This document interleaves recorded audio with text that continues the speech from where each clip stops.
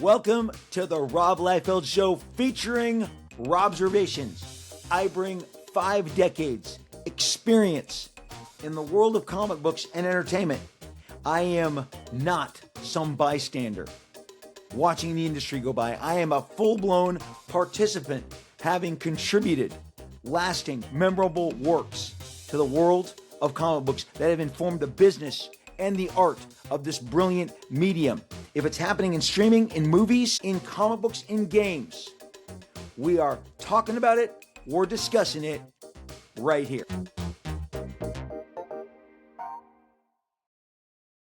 Hey everybody, and welcome to another edition of the Rob Liefeld Show featuring Robservations. Thank you for wherever you are joining us from, wherever you are listening, whether it's Apple, whether it's Spotify, over on YouTube, iHeartRadio. We just appreciate all of your support.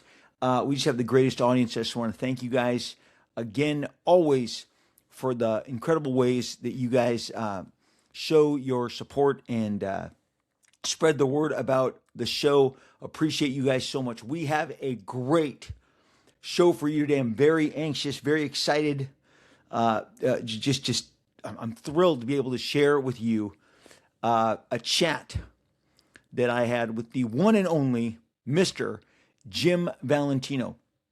Most of you know that Jim Valentino, or most of you know him from Guardians of the Galaxy. That's where he burst onto the mainstream scene in comic books, late 80s. Guardians of the Galaxy had been a concept that they had a couple of spotlight issues. They'd bounced around as guest stars in the Defenders and the Avengers, but it wasn't until Jim launched them in their own title that they broke out and skyrocketed. They broke through to the next level, and Guardians of the Galaxy became a fan favorite comic book written and illustrated by one Mr. Jim Valentino. I have shared these with you before. These are the latest, last couple of years. These editions.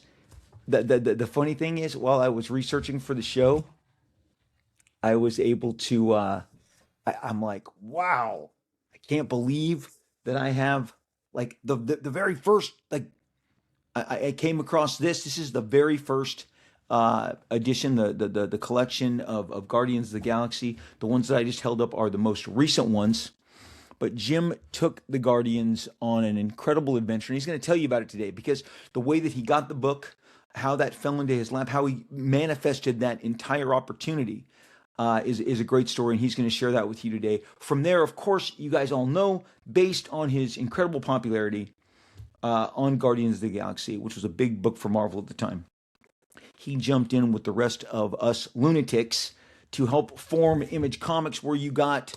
this is another incredible first edition with a really, made me kind of tearful to read this incredible inscription. First edition hardcover Shadowhawk. Shadowhawk, you guys loved it. He blasted onto the scene. Youngblood's release schedule, Image Comics release schedule, when Youngblood was out the gates first in April of 1992. June, Spawn came along. Maybe later in that same month, Savage Dragon. And later in that summer, the fourth comic book, fourth or fifth, Shadowhawk and Wildcats came out around the same time, and Cyberforce was the last of the original 6, and then 7 Wills came by sometime later.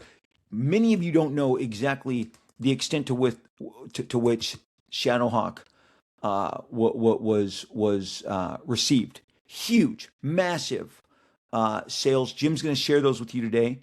Going to talk about why Shadowhawk. Why did this happen? Why did this occur? I'm going to tell you a little about Normal Man. This is my a gem. This is where I got to know Jim Valentino, and we're gonna touch on Normal Man at different points throughout this chat. Jim Valentino and I shared a studio, like 88, 89, 90. Formative years for me. He was a crucial voice and influence in shaping my work. He is an incredible instructor, a great teacher. Was able to really help me design pages, become a better storyteller, guide my eye, your eye through pages. Jim wears many hats, and I think the one that doesn't get promoted enough is just what a great eye for talent and a great instructor he has in helping guide talent and break them through. He certainly did for me. I spent a tremendous amount of time with him personally, his family. Those years are, you guys have heard me talk about it before, that they are absolutely golden.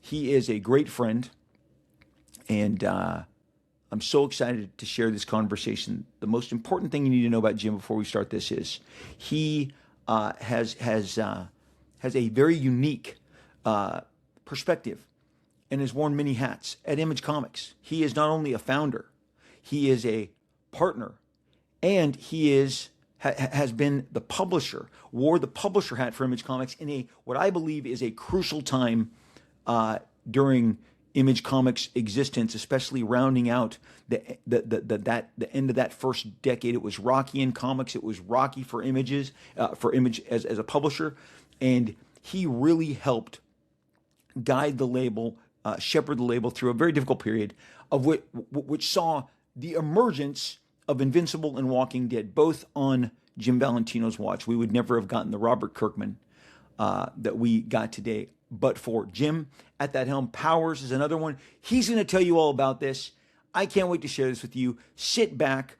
I hope very much that you enjoy the conversation that you're about to have on the other side of this intro. Enjoy this.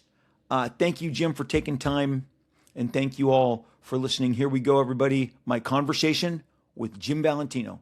Mr. Jim Valentino, what is up? I am so excited to see you, my friend. How are you? I'm great. How are you? Oh my gosh, Jim, I could not be. I mean, I am going to be smiling this whole time we're talking. I'll be smiling afterwards. And then when everybody listens to this, I'll be smiling because we're just going to have a good time. Jim, prior to this, I have told everybody about your background and obviously my tremendous respect, admiration, the influence you had on me. And hopefully we'll cover a lot of this stuff.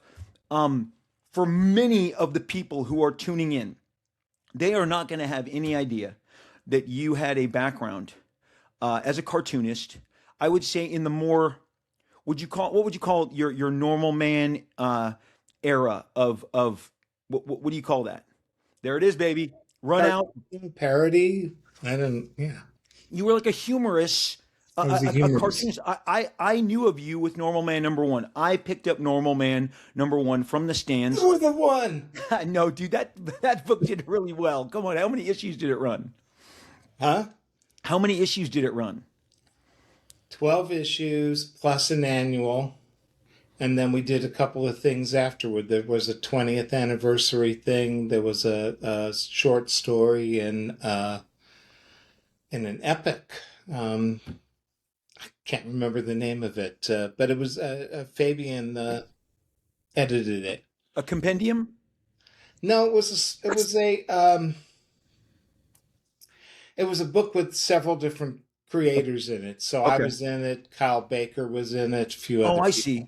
I see. Like an anthology. Yeah. Um, so yeah, Epic Life. Normal Man is where I first experienced your work. Then you went and did Myth Adventures while I was actually working at a comic store. I would put those on the shelf. I'm like, hey, Jim Valentino, you were really only Valentino at that time. I hadn't grown the first name yet. Yeah, I love it. Oh, the humor. So I didn't even know you lived in Orange County. You were somebody that I could have access to. But that was how many years was that? About 4 or 5 years What? Normal Man? Myth Adventures? yeah, that period of your career. About 3 years. So when I meet you, you are about to embark on this. You're going to break into Marvel, and you're going to become a mainstream superstar. And you're like, I'm going to do this. I wish I had them. I misplaced them, but I have 11 by 17 Xerox copies of like samples that you were doing at the time. Metamorpho. You did some serious kick-ass of the DC character Metamorpho. Really?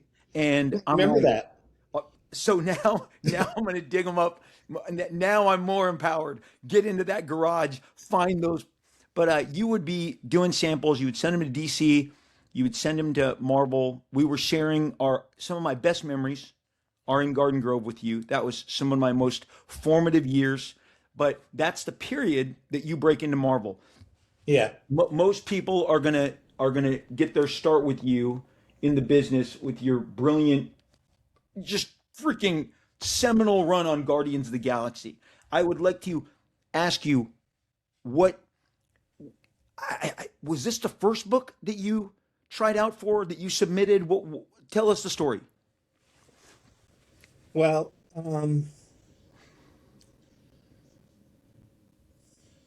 we both went to the old Oakland convention, WonderCon, back when it was a great convention. It was just big enough to get really good people there and small enough that you weren't lost in the crowd. So it was a wonderful, wonderful convention. And you and I both went up we both went up to talk to Mark Grunwald and Tom DeFalco, I think. I don't know if they'd offered you the New Mutants at that point, but they may have. But you certainly nailed it at that show. You were going to be on the New Mutants. We went up. I had like 5 different proposals that I wanted to do. I'd done some pickup work at Marvel, here and there, but I wanted a gig, a steady gig. So I had prepared about 5 different proposals. One of them was with you. We did one that I was going to write, you were going to draw, called The Young Avengers.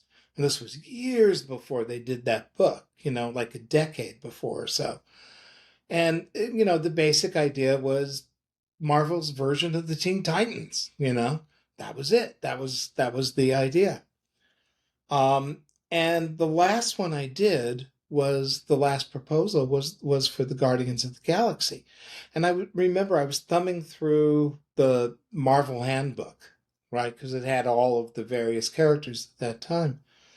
And I was looking for characters that nobody had touched in a long time. And I came across the Guardians of the Galaxy. And I remember calling you up and saying, what do you think of these guys? And you were like, they look cool, but they don't have a story. Mm-hmm. And that kind of sat with me for a while. And I remember getting up in the middle of the night. This must have been like 2 days before we left for the show. And it hit me, do a quest. Quests are, always, iconic. Do a quest for Captain America's shield, because it had been previously established that Vance Estro was a big fan of Captain America. His room was decked out with Captain America statues and stuff like that Al Milgrom had done. So it just sort of worked. So at the show, he says we didn't do it at the show. We must have done it later. And I remember going to a baseball game or something with Tom DeFalco. I think it was you, me, DeFalco, and somebody else. I don't remember who the other person was. Could have been Grunwald. It was a woman. It was a funny woman? lady that we only met at the show. But go ahead. Oh, okay.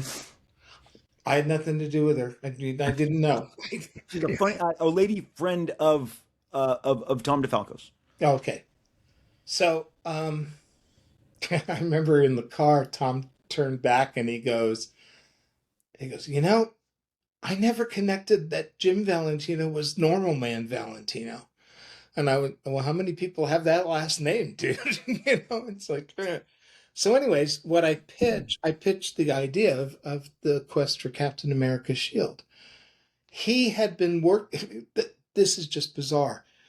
He had been thinking about reinventing the Guardians of the Galaxy.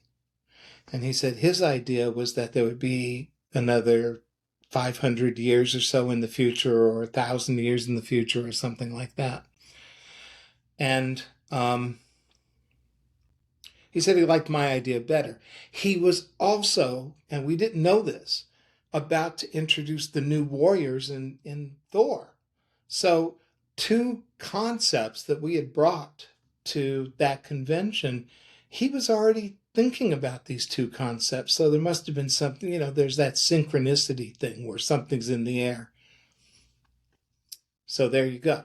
So you got X-Force at that time, and you had said something to Grunwald about it, and Grunwald said, "Take what you got in the hand rather than what's in the bush," That's right. or That's right. something like that. That's exactly right. That was in that. That's when they had to beat me down on Young Avengers because I was Yeah, pressing really hard for yeah, them to give it to us. yeah, and he was right. I mean, you needed to go Yes. to the New Mutants for your own career in order to not only goose that book up, but also for what you needed to do for your career. So it turned out that that convention, which I still to this day say is the best con I've ever been to. Yeah. Um, and I don't mean just that one year, but every year that I went to it.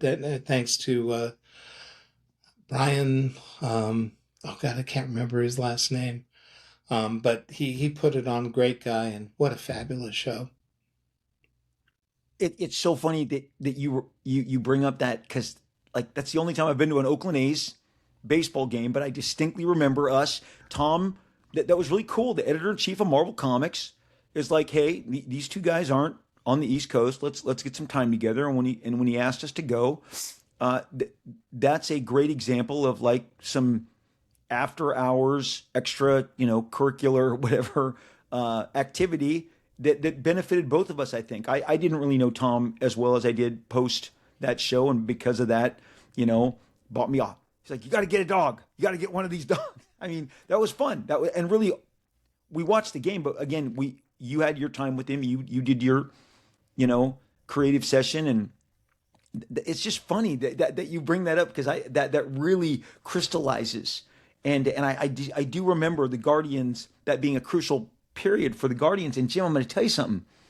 I remember when you told me about the quest and like making the Cap shield the Holy Grail, and again, it was just such a great way to pull the readership in. Well, everybody knows Captain America. Okay, in the future, his shield has been lost, and they're trying to find it. It is one of the things. I feel like this book was so ahead of its time. I think these all of your future iterations that the Guardians would run into, I think were necessary to draw attention to the book. But in anybody else's hand, and that was your directive. I'm going to give him future Punisher. I'm going to give him future Ghost Rider. And there's like, and they've been biting off this stuff ever since. Like Yeah, the time. future Punisher thing. One of the things I remember is I was visiting Marvel. I went there, and the guy who was doling out the original art was Dan Slott, right? Who later went on.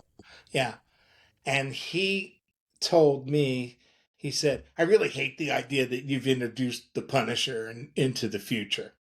This is the guy who would later do all those bloody Spider-Men."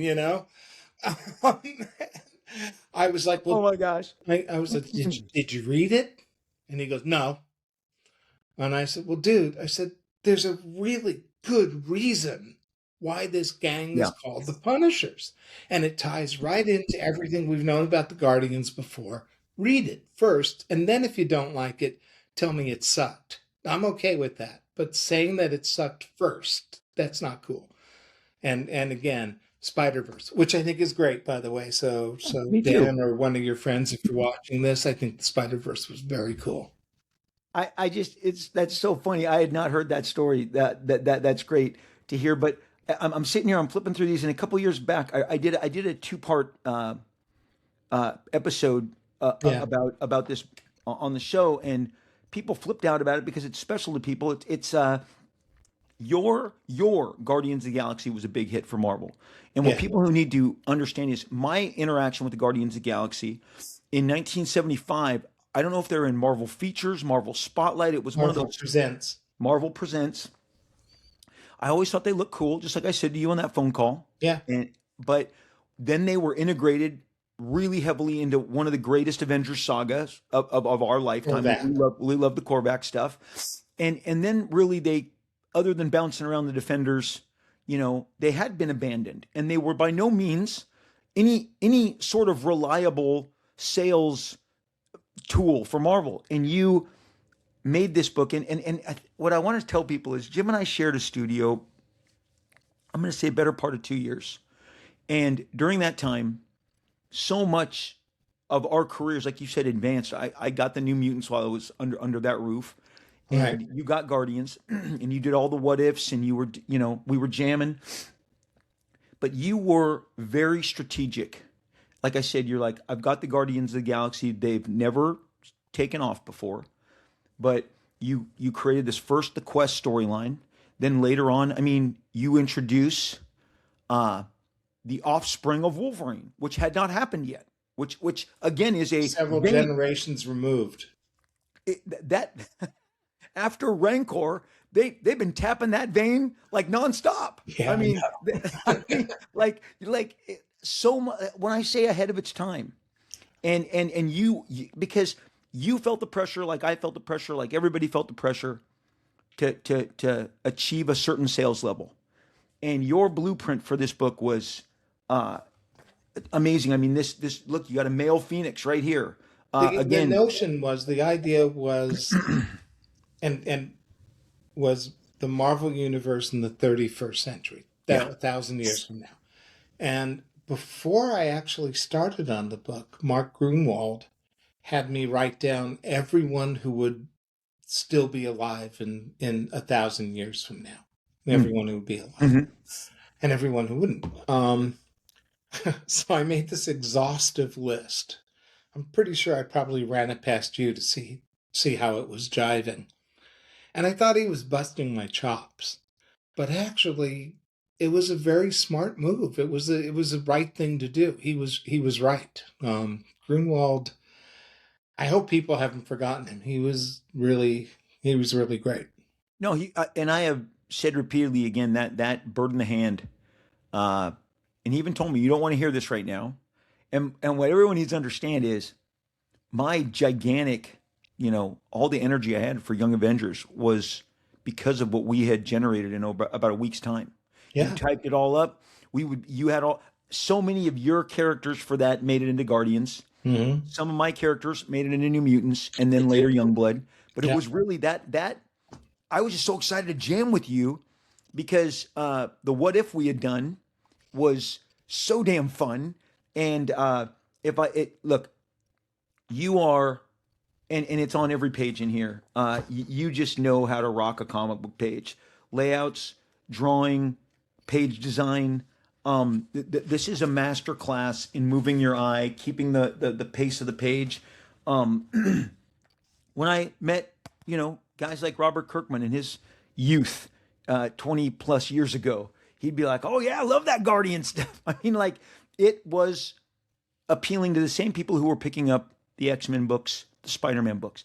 I'm going to Not ask you not to something. the degree though, but Well, but it you had have to no. remember during this time, um, Todd was on Yep. Spider-Man, and launched the title Spider-Man. Yep.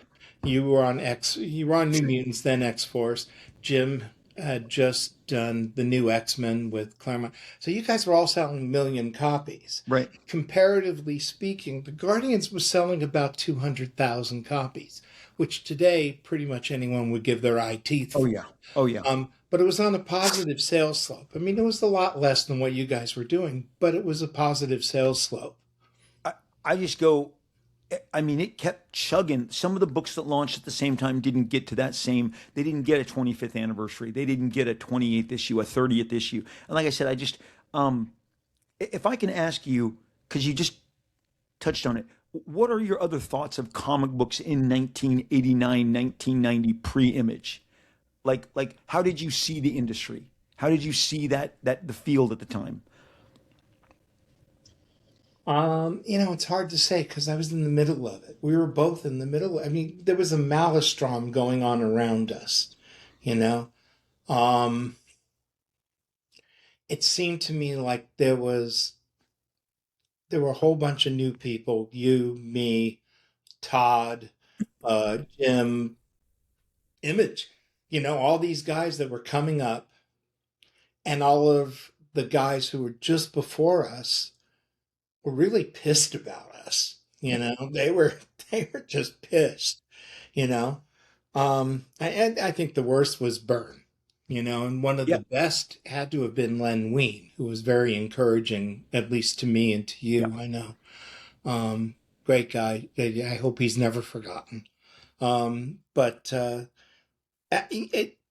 you could feel that it was time for a change, that something was changing. Yeah. Now, business wise, this is when Marvel started doing all the goofy stuff, the alternative covers, the cards being inlaid, the foil stuff, just all of that, which they blamed Image for. Yeah. It's like, no, guys, don't you remember a year ago when Marvel was doing this? No, they didn't remember that. It was our fault. Everything became Yeah, our fault. yeah, We're not being grumpy old men here. And I've seen it as I've gotten older. When you want to shade a certain athlete, the more popular you become, the more darts you're going to take. So yeah, that was us. yeah. And so it was time for a change. I think things were starting to evolve and things were starting to change creatively. And it became a sea change later on, but changed creatively. One of the things that you sort of brushed on it, but I think um, we did a what if together, which was your idea. And I remember Craig Anderson, who was the editor of What If and later the editor of The Guardians, was coming to visit my studio at the time. And if you and I weren't sharing a studio outright, Mm. we would spend a lot of time at each Yep. other's studios. Um, and I told you, and you said that you had an idea for What If. And I said, what? And you said, what if Wolverine was an agent of S.H.I.E.L.D.? Like, yes. Tell Craig. So Craig walks in, you're sitting there. I said, Rob's got an idea for a what if. You tell Craig, and Craig immediately goes, do it. Just based on the title alone. That was how we sold that. Just like that. And that's how they did things in those days. I remember having dinner with Tom DeFalco, and I said I had an idea for a War of the Worlds that predates the Guardians. It's in the Guardians universe. And he said, what? And I said, and it ties into Killraven, and it ties into Mm. Deathlock, and it ties into all these things. I said, when the Martians come down for the War of the Worlds, they don't get killed by a virus like they do in the H.G. Wells story and all the Mhm. movie Mhm. adaptations. I said, what happens is they inject a virus into the world and it Mm. kills all the superheroes. Okay. And he went, Still do awesome. it. Huh? I said, still awesome. Yeah. He said, do it. And it was like that back in those days. You could sell a series or an idea just by sitting across the table from someone and pitching it like that. This is the idea. This is No, that is like, you are 1000% true. What most people don't know is we've heard about almost 30 years of these retreats. And I have yeah, heard from everybody at these retreats how horrendous they can be, and how you get a thumbs up or a thumbs down in the room. Or one guy told me they took my idea right in front of me and gave it to another guy right in front of me and said, great idea. He's better equipped. I'm like, I'd be out of the room. I couldn't take it. I went to one. So we are leaving for Image. You and myself and Eric and Todd were in the first press release. yes, And so we're all at the Sotheby's auction. You're not there, but no, Jim and Mark and I are there because of an X-Men retreat. right, We're still trying to, in good faith, attend. Peter David and Scott Lobdell were in the room in this retreat with myself and Jim Lee, and it was like they just wanted to shout over everybody else and have their ideas be heard. And I'm just sitting there going, I'm never going to be a part of this. If this is how the business is going, I'm out. I don't, because as a creator, you also don't want to play all your hands. Well, my editor, so I've always said this, and it is a personal, like, one of the best kind of accolades I've ever received was from Jeff Johns and Robert Kirkman almost within the same 4 weeks. They both, upon interacting with them, said, "Rob, New Mutants 100, the last page, when Strife takes off his helmet and reveals he's a Cable version or whatever. He looks exactly like it. Like, I dropped the comic. I was like, what's going on here?" When I sent those pages in, Bob Harris said, "Why didn't you tell us? I had no idea you were going in this direction." I said, "I don't trust any of you guys. Like, we have to control. We had to hold our secrets, our reveals, you know." And so now you're in these, like, I'm just not a fan of that executive retreat. I get it. I get why they do them, I guess. But like you're saying, look how much good stuff comes from just, hey, I got an idea. Let me pop it your way. I Yeah. got a green light. Boom. Yeah. I mean, that's how we kind of got things done. When with New Mutants, I was very clear. I can't do this book with these characters because people always say, "Why did you create Cable and Deadpool?" And I just go to the basic answer is because I had to pay my rent. And if these books didn't sell, I don't, I'm not employed. Like, my thing is, talking to you and remembering that Grove studio, uh, I just remember being insecure about my position in the business at all times because, like, we just, am I going to have a job in 6 months? Am I going to have job security was an issue. And I remember you'd be like, "Rob, I got mouths to feed. You're single. I got, kids, a Kids, wife." yeah. So, I mean, I just remember, that now, what about, I mean, I don't want to abandon the Guardians of the Galaxy. Oh my gosh, I forgot to tell you this. So I got an email. Oh gosh, please tell me I have it on my phone. Last week, Heritage Auctions fires me off an email. I love those guys. And they're really good about this. You guys out there should know they vet as well as they possibly can. I've gotten these emails before and I've said, "No, that's not true. I did not touch this page." Jim, they got this page and it says, "You are identified as inking one single panel on this Guardians of the Galaxy." And so here is the page with Gorgon's face from the Inhumans. And Oh, you did. I said, "You bet your bottom dollar I inked that." I said, I don't know if you were over or if I was visiting you at that point because that's further along and you had your own studio. That was the last issue I did, and I was not real happy with it. And because if you remember at this time, at that time when I was doing that issue, Craig, who had just told me that the colorist was more Your important to your the book editor, than your I was. editor. Yeah, Okay. Craig Anderson, the editor. Um, he asked me to plot out 2 years worth of the book. And it may have been when you inked that you and I sat down and we plotted out, I think, a year's worth of stories that was all BS. It was just it wasn't what I had planned at all. Uh, uh, It was like off the deep end. yeah. And we were laughing like crazy and just writing all these ideas and stuff. And we sent it to him. And we knew I was going to get fired anyway. So there you go. One of the cooler things that came up was the cover for, I think it was Guardians 21 or 22, which I penciled the cover, Mark Texera inked the main thing, and there was a picture of Charlie 27 in the corner box. And you would ink the corner box. You would ink the Charlie 27. You wouldn't let it leave the studio without inking that face. I loved inking you, man. I loved it. It was so fun. Yeah. So, um, How many people are aware that did Jim Starlin ink this cover? yes. That this is your son Aaron, and that is a photo. Like, first of all, Yeah. I do believe you took a photo of him, but that is the photo. I remember at the time going, "Holy crap, Jim has captured Aaron." I mean, this is so great. That is Aaron Valentino, everybody. If you did At not know this 7. already, I at still age have that 7. cover. I love it. It's so brilliant. This is what I was saying about your part of how you would scheme out your. I mean, Jim, you game planned this thing. You thought the game, all your storylines, because again, to keep Guardians, and look, back in the day, the 250,000 number is a big number. Yeah. There are most of the DC Comics line is not achieving these sales figures, and you are in the B plus level of Marvel Right. sales at that time. There are levels below that. Guardians is smoking, and and you had, like I said, I just remember going, Jim is so genius.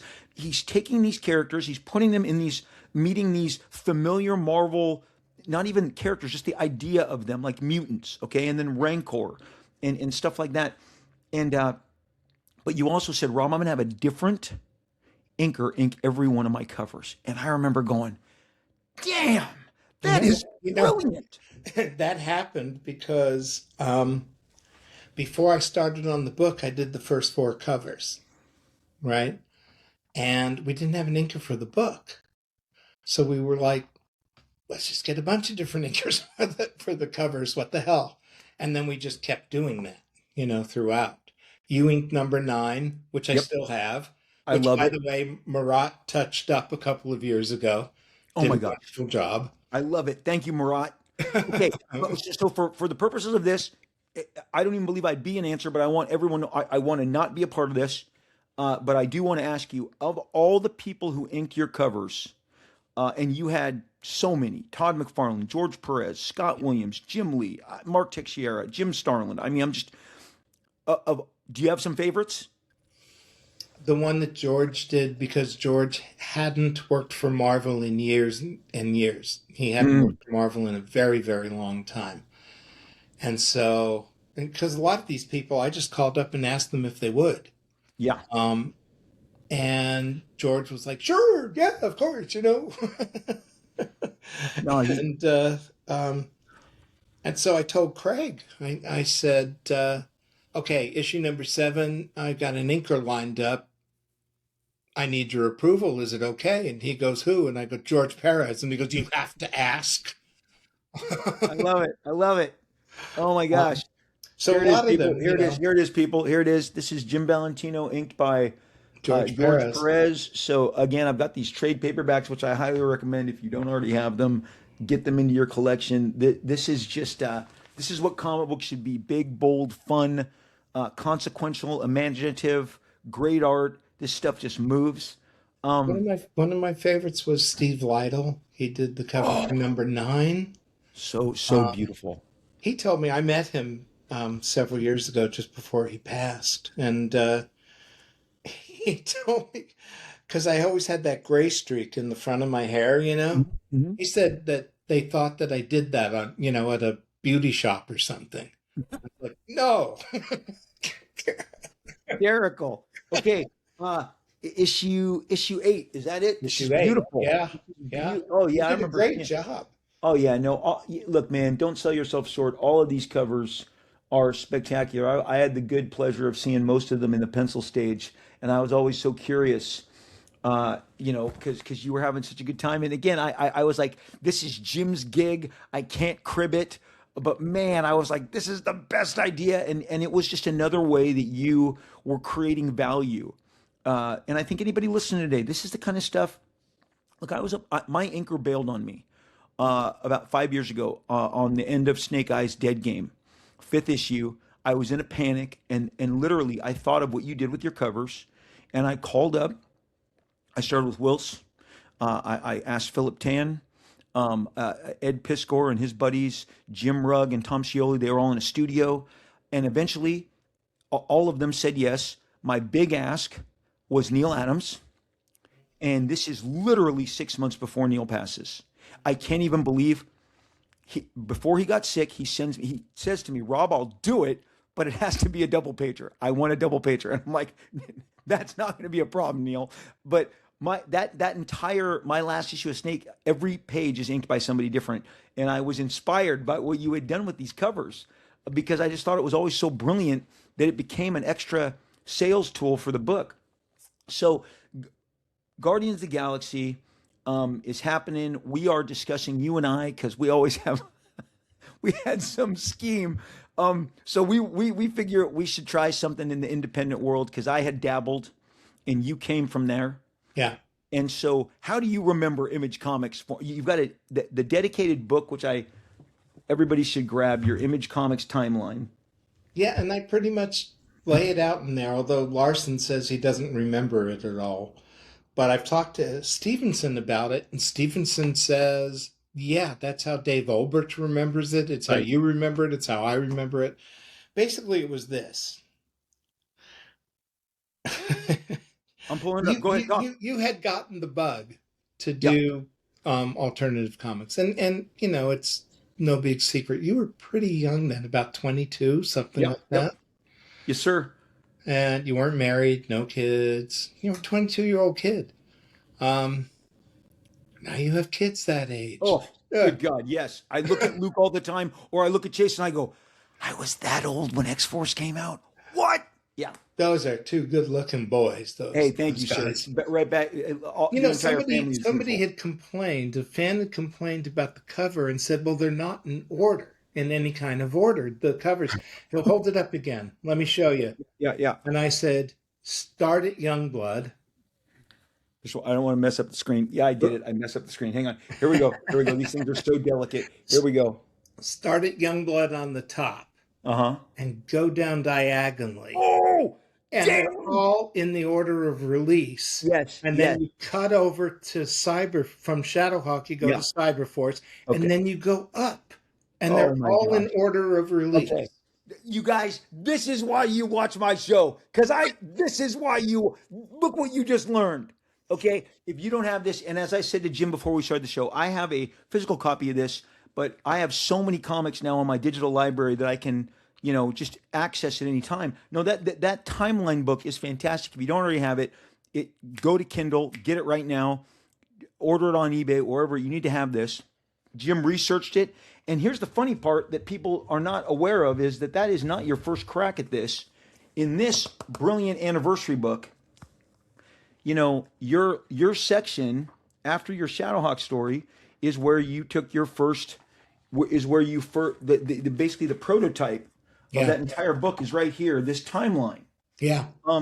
And look, if there was a time, here's my thing, and I love you, Eric Larson, but if there was a time to protest your memory of this, it's no different than, is this 2002?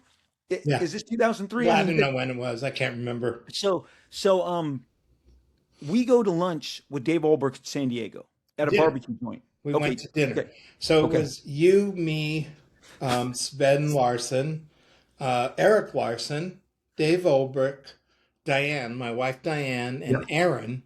Aaron was, I don't know how old he was. He was a little kid. Yeah. We went to a Mexican, there was this huge, gigantic crowd. Yeah. Okay. Yeah. Very crowded. We split off. Fabian took another crowd somewhere else. And Aaron, we went to a Mexican restaurant. Aaron didn't want to eat Mexican, so Diane took him down to get a Happy Meal. And they came back to the restaurant, and Aaron is sitting at the head of the table eating a Happy Meal at this Italian, and nobody cared, who cares? So I think you and I were sitting across from Dave, and you were directly across from him. And you said, Dave, if I want to do a book, would you publish it? And Dave was the editor-in-chief of Malibu at that time. And Dave started laughing because he thought you were kidding. Mm-hmm. You weren't. I knew you weren't. I don't know if anybody else knew that you weren't, but I did. And you go, would you publish? And he's laughing. You go, sure. And you go, would you publish a book by me and Eric? Yeah. Would you publish a book by me and Eric and Jim? And he goes, yeah, sure. Yeah, At any time, whatever you guys want to do. Eric says he doesn't remember this. It's like, to me, it happened like yesterday. So from this discussion, we kind of let it sit. You did the Executioners, Mm-hmm. which you would later use in as a group and image. And Bob Harris called you up, livid. 6 a.m. Yeah, 6 I a.m. remember Pacific. coming over to your studio later on that same day, and it was sort of like 6 a.m. He said, "You'd never work. You can't profit off of the X. You're never working this country again. But we're gonna have you shot. Whatever the hell it was." And it was supposed to scare you. Yeah. It did not scare you. It pissed you off. You were just like, that's it. We got to do our own thing. And I was like, you don't know what kind of friends I got. I got friends, buddy. I got friends. Well, what I had said to you was, because I was already on, and, comparatively speaking, my book was not a big seller, and a freelancer's job, and this is something your listeners should know. Your first job as a freelancer is to find the next gig. Mm. That's your first job, to find the next Yep. gig. Just like when you produce your own comics, your first point of sale is retailers, not fans. Retailers. You have to get the retailers to order that book, or it'll never get out there. So at any rate, you guys are going to New York. Yeah. I know you were going. Todd was going with you. Yeah. I believe because of the Sotheby's auction, Yes. things are being sold. It was the very first time that Sotheby's had offered comic book art. That's correct. Which is really, important to note. So you're going with Todd. You guys are going there. I get this call from Todd. And he goes, "Are you in?" What? He goes, "Are you in?" He says, "I got Eric Larson in one back bucket, and I want to know if I got Jimmy Valentino in the other." And I went, "Todd," I said, "Are you in?" I said, "Is this for real? Are you going to be in?" Because I knew you would survive it. Larson would survive it. Todd would survive it, but I probably wouldn't. And that's just the truth. I said, "Are you in? You're not going to leave us in the lurch. You're going to do this with us." Because he was retired at that time. He wasn't in comics at that time. People need to know this, and we'll elaborate on this, but keep going. And he assured me that he was in. And I went, "Okay, I'm in." Then I had to go home and tell Diane. No, I get it. I was like, it's either the worst decision I've ever made or the best. Yeah. And she was like, "I think it's the best." She goes, "I think you guys, it's the right move. It's the right move for you." And Rob and Todd, and it was just you two at that time, she just said, "Yeah, I think it's going to work." I want to tie Diane Valentino into this a little deeper. In 1987, after I'm hanging out with Jim Valentino, 1988, I have Youngblood sample pages. They're the same ones that got me hired. Now I'm going to try and publish them. Diane Valentino letters all of Jim's work, and she lettered several books from Malibu for other companies. She had a craft of being this really exquisite letterer. And so I went over and hired Diane Valentino. Whenever you see the samples, I've reprinted them in some of the Youngblood compendiums, and it says lettered by a Diane Valentino. But Diane is like in on the Youngblood aspect of this from day one. She letters the 9 pages that will get me hired. So it's just funny how all these tethers are there with the Valentinos and I got another one for you. Go ahead. Bigger one that probably nobody knows. You were at the house, and we're both drawing on lap boards in the living room, watching television. We were watching MTV, right? Because it's kind of white noise and music, and you don't really have to pay attention, but you can if you want to. And this commercial comes on. And they're looking for people that are 25 or under with unusual jobs. And you start pointing at the TV going, "Look, look, look." And so we both stopped and we're looking at the television, and they're giving this whole pitch about being on MTV for a Levi's commercial. Diane literally went and got the phone and handed it to you and said, "Call them." You wrote down the number, but you didn't call them then. But she literally was like, "Call them. You need to call them." And you were like, you weren't real sure. So on my way out the door, probably a week later, to go to whatever, it's the 1990, 1991 WonderCon, just like we're talking about how great that con was in Oakland. I am about to drive to Orange County.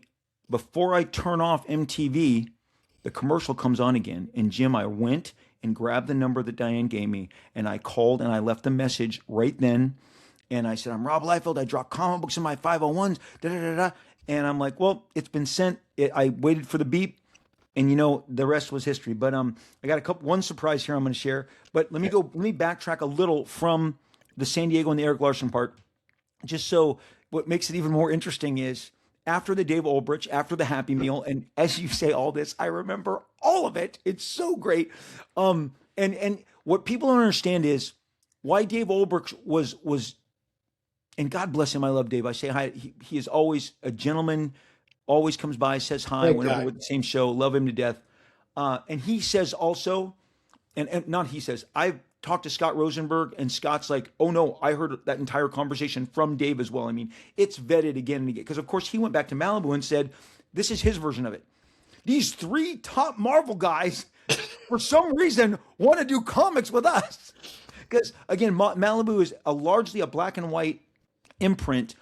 And the answer to the question of why would guys at Marvel do this, because I valued creator ownership and I wanted to do my own thing and test the market, and felt pretty bold about doing that. And so I think to them, they're like, but the rest of the world advertises that when you get to Marvel and you're on top at Marvel, then you've reached the top of the mountain. So he was a little, I think, confused as to why we would then pivot in this direction. But Eric Larson goes back home with me for 2 days following that commercial. That convention, that San Diego. He jumps in my car. My sister has a condo. She's out of town for a week. So I asked her, can I stay with my buddy? So Eric and I stayed in Fullerton at my sister's condo, and we walked all around town. Everything was in walking distance, and talked and drew. And so much of it was about this, doing short stories in an anthology with all of us that would be creator-owned characters. And again, Eric came from Megaton Comics, came from Eclipse Comics. Yes. So we were all in this that was familiar to us. And so it's just funny to me if Eric says he can't remember it, because I'm like, it only following San Diego, there's just more of that to come, because that's all we weren't really talking about Spider-Man and New Mutants or X-Force at that time. We were talking about this potential to do this. So Oh, I just if go you ahead. don't mind, because when you guys went to New York, it was just the four of us had signed on. That's right. That's right. And, I can give you a visual about what happened with Mark. well, yeah, you called me afterwards and you said you guys had run into Mark. Todd sat him down. Todd's a great salesman for anyone who's never met Todd. He's One of the incredible. You said Todd gave him the sales pitch, Yeah. and Mark was bored. Which, going back to your thing about Marvel, Marvel is a wonderful place. I've got nothing against Marvel. They've got Yep. great characters. It is so much fun to play in their sandbox. But if your aspirations go beyond Marvel, then I'm for creators, not for companies. And that even includes Image. Yep. If it doesn't work for a creator, do what works for you. That's what's really important. Do what's going to give you the juice. So you told me about Mark. Now, there were two people because we had all sworn to secrecy about this. Yeah. And there were rumors flying about, guys are going to leave and form their own company, but nobody knew who it was. And all the rumors were wrong. Every single one of them were wrong. And we enjoyed that to no end. So I told two different people. I told Eric Stevenson, who was interviewing me at the time based on Guardians of the Galaxy. Eric was trying to break into comics, and he figured the easiest way he could break in was as a journalist.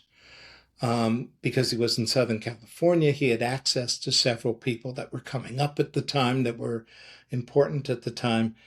So he wanted to pitch interviews to Wizard. That was the way he figured his in was. That would change. And that's a story. So Eric Stevenson and Larry Marder, who also became important to Image later on. And I was telling the both of them about what was going on. And so you get on the phone afterwards and said you guys had just signed on Jim Lee, more or less. And wow. Now we had the three top selling guys at that time, and I think maybe in history at Marvel, Hmm. all three of them. So I remember calling up Larry and going, remember that avalanche we've been talking about all summer? He goes, yeah. And I said, I think it just became an atomic bomb. There And you he go. goes, what did you guys do? And I said, they just signed on Jim Lee. And he went dead silent. And you know, Larry, he doesn't go dead Yes. silent. He went and he goes, you guys are going to do so much damage. And I just burst out laughing. It's I like, love it. I yes, love it. That is the perfect description of what happened, really. It yeah, really is. So, and I just want to let you know that we were in a diner uh, in New York City, just a diner, nothing special. We had all huddled after the X-Men. I mean, I think we all met up in a hotel lobby. Myself, Jim Lee, Todd McFarlane, Mark Silvestri, and we were at a diner, and it was following day one of this horrible uh, X-Men retreat. And the X-Men retreat it was what you would read, what the readers would read as Executioner's Song. It was all about Cable and Strife. I was essential. They were going to follow my path for those characters. I back in the day, I wrote everything down on legal pads. I still have like the plot to New Mutants '98, the legal pad in the blue pen, the blue Bic pen, and so and I'm sitting there going, oh, I just don't want to do this at all. Turn this into a giant crossover, and where am I going to lose control of this? And Image can't happen fast enough. And so we're following that. We're at this diner, and Mark is like getting as seriously intrigued because I think the retreat revealed to him as well. Like the future here is going to look different than what you've had. Mark Silvestri had done 4 banger years, which we all drooled all over his X-Men. They had put him on Wolverine, and like you said, I think he was bored. But Todd took him off to a separate table, and like right where I am right here, I'm looking out in my front yard, about 20 yards from us, in a separate two top. They got into a deep discussion, a very serious discussion, of which, when it ends an hour later, Mark goes, I think I'm going to join up. And that's when I was like, oh my gosh. And that Mark Silvestri is 1000% a result of the Todd McFarlane always be closing. Okay. He closed that 1000%. And I watched it out of the corner of my eye while Jim and I are talking. And the thing with Jim also that we all have to kind of reiterate, he was Marvel's favorite. yeah, There's somebody else, I won't say their name, but Todd has reminded me over the last 20 years about another person in the comic book industry. He says, they were never mama's number one, and it just bothered them. It was none of us, it's somebody else, because they was never mama's number one, he would say. Jim Lee was mama's number one. oh yeah, And he was the golden boy. they didn't make any mistake of letting everybody know it. To the point where, and to Jim Lee's credit, he did not tell us till way later. And I was a little shocked when I heard it. Because I mean, they didn't fly. I was like, Todd, did that happen? He was like, no. I said, because it didn't happen to me. Bob Harris, Tom DeFalco, Terry, whatever that guy's name, Stewart, Stewart. and I think one more. And Carl Potts. That is what Jim told me. Those 4 people flew to San Diego to take Jim out and said, don't go with these guys. Stay with us. We'll make it worth your while. Jim was being heavily incentivized, and to this day, I give him major credit. Most people would have folded and just said, "I'm going to get the sun, the moon, the stars, and I'm going to rule the roost," because they let him know we don't care about Robin. They said they're lunatics, they're pains in our asses. We don't care about those. Like so, to Jim's credit, he did choose. It's the reason he came on last. And again, as Will says, he and Jim had been talking about it, and he was like, wherever you go, buddy, I'll go. And so, we added Wills, and we had our 7. And Yeah, what I want Wills at the very first meeting to, okay, because Jim had said, because Wills was in the Philippines at the that's time. I correct. believe his younger sister was seriously ill, Hmm. and she later passed shortly thereafter, which explains why Wetworks was so late. because Yes. Jim was because Willis was going through a real He was personal not in the country. problem. First confirmed. But Jim had said, I mean, we're all sitting around, and Jim said, I want Willis to join. And everybody, hands down, like, yep, in. Oh, No discussion, no argument, no nothing. it Just, was. It yep, was like, like, duh. yeah. So there it was. And so Jim, then we go about because I've already got like the executioners have already become Youngblood, and I just also want to dwell on the fact that Todd had retired. Todd let everybody know. He let Marvel know. I think it was Spider-Man 14. That's it. He's out, and he was expecting his first child, Cyan, and he took a year off. And during that time, and I've shared it because I'm so fortunate that I have an uncut sheet of front row hockey cards. Yeah. Again, why sit?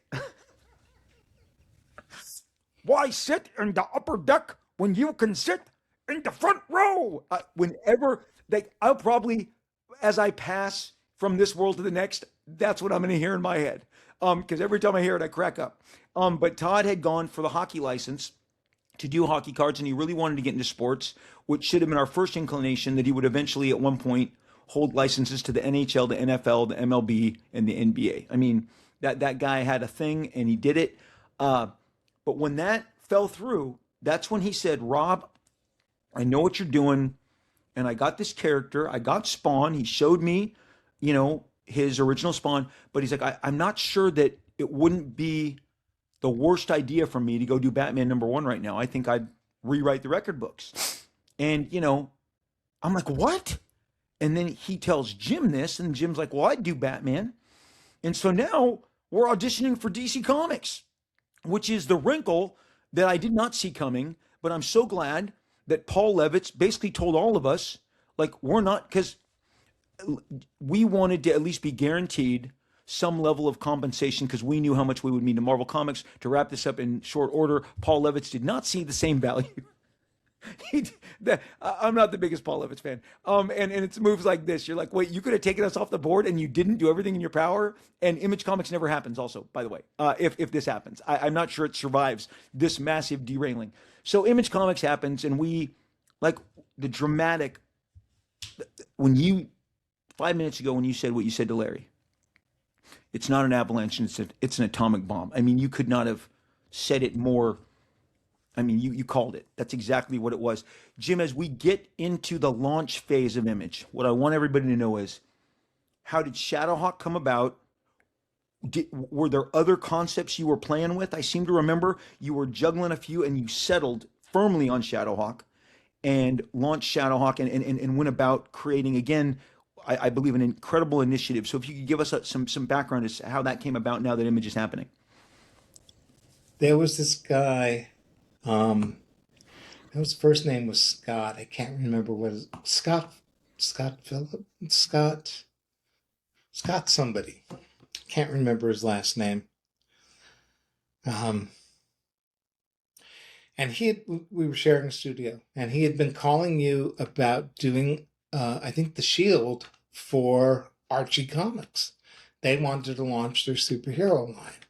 They had Kelly Jones doing the Hangman. They had, I think he was doing it with Len Wein. Not real sure about that. They had a couple of things done. So I talked to him a few times and asked if I could pitch, what the hell, And I came up with this idea. And the basic idea was Batman isn't doing his job. And the reason he isn't doing his job is because he keeps on letting the Joker escape, and the Joker keeps on killing people. And Batman fans really hate that. Sorry, guys. They're honestly, we got to tread carefully here. That they are a terribly sensitive crew. Okay. Oh boy, are they sensitive. So, the reason, of course, that Batman doesn't do that is the reason why superheroes don't kill in comics. They kill in movies, but they don't kill in comics. Is because if you kill the Joker, you're killing a cash cow. I mean, every time he appears, sales just go through the roof. That's why they don't get killed. That's the real reason. That's the real world reason. So Archie had a character called the Fox, so I had developed this concept for the Fox, which was a Batman, Black Panther-like character. Mm-hmm. And that whole line folded before it even got started, right? Because it was a dark line based more on Mm-hmm. Miller's work, on Frank's work, Mm-hmm. right? More darker, more adult, more grown up, and Archie just wasn't ready for it at that time. So the whole thing folded. I just put it in my back pocket. At one point, I talked to my friend Mark Texera about drawing it. Because I figured, well, Mark's a much better artist than I am. I could write this. He could draw it. We might have a hit on our hands. So I was thinking about a few other things, a super group, that kind of thing. Because, like you, I like super groups. Mm-hmm. I just like group books. And but you and Jim and Mark were all doing group books. Mm-hmm. And then there was Todd, Eric, and me. And I thought, well, they're doing solo guys. I should do a solo guy too. And that way we're kind of balanced out, you know? So that's when I developed Shadowhawk a little bit further than what it was before and started to design him. And I remember taking the design to you because your ear was much closer to the ground than mine was, being that much younger than I am. You were more hip to what was going on. What's the age difference? I don't even know. How old are you now? I'm 58. I'm 73. Okay. I get what you're saying, especially back then. It didn't feel it, but I get what you're saying. Yeah. So you were in your 20s. I was in my 40s or close to it. You're looking good, buddy. And I'm gonna tell you, you're looking great, by I the way. feel it. No, actually, anyways, thank you.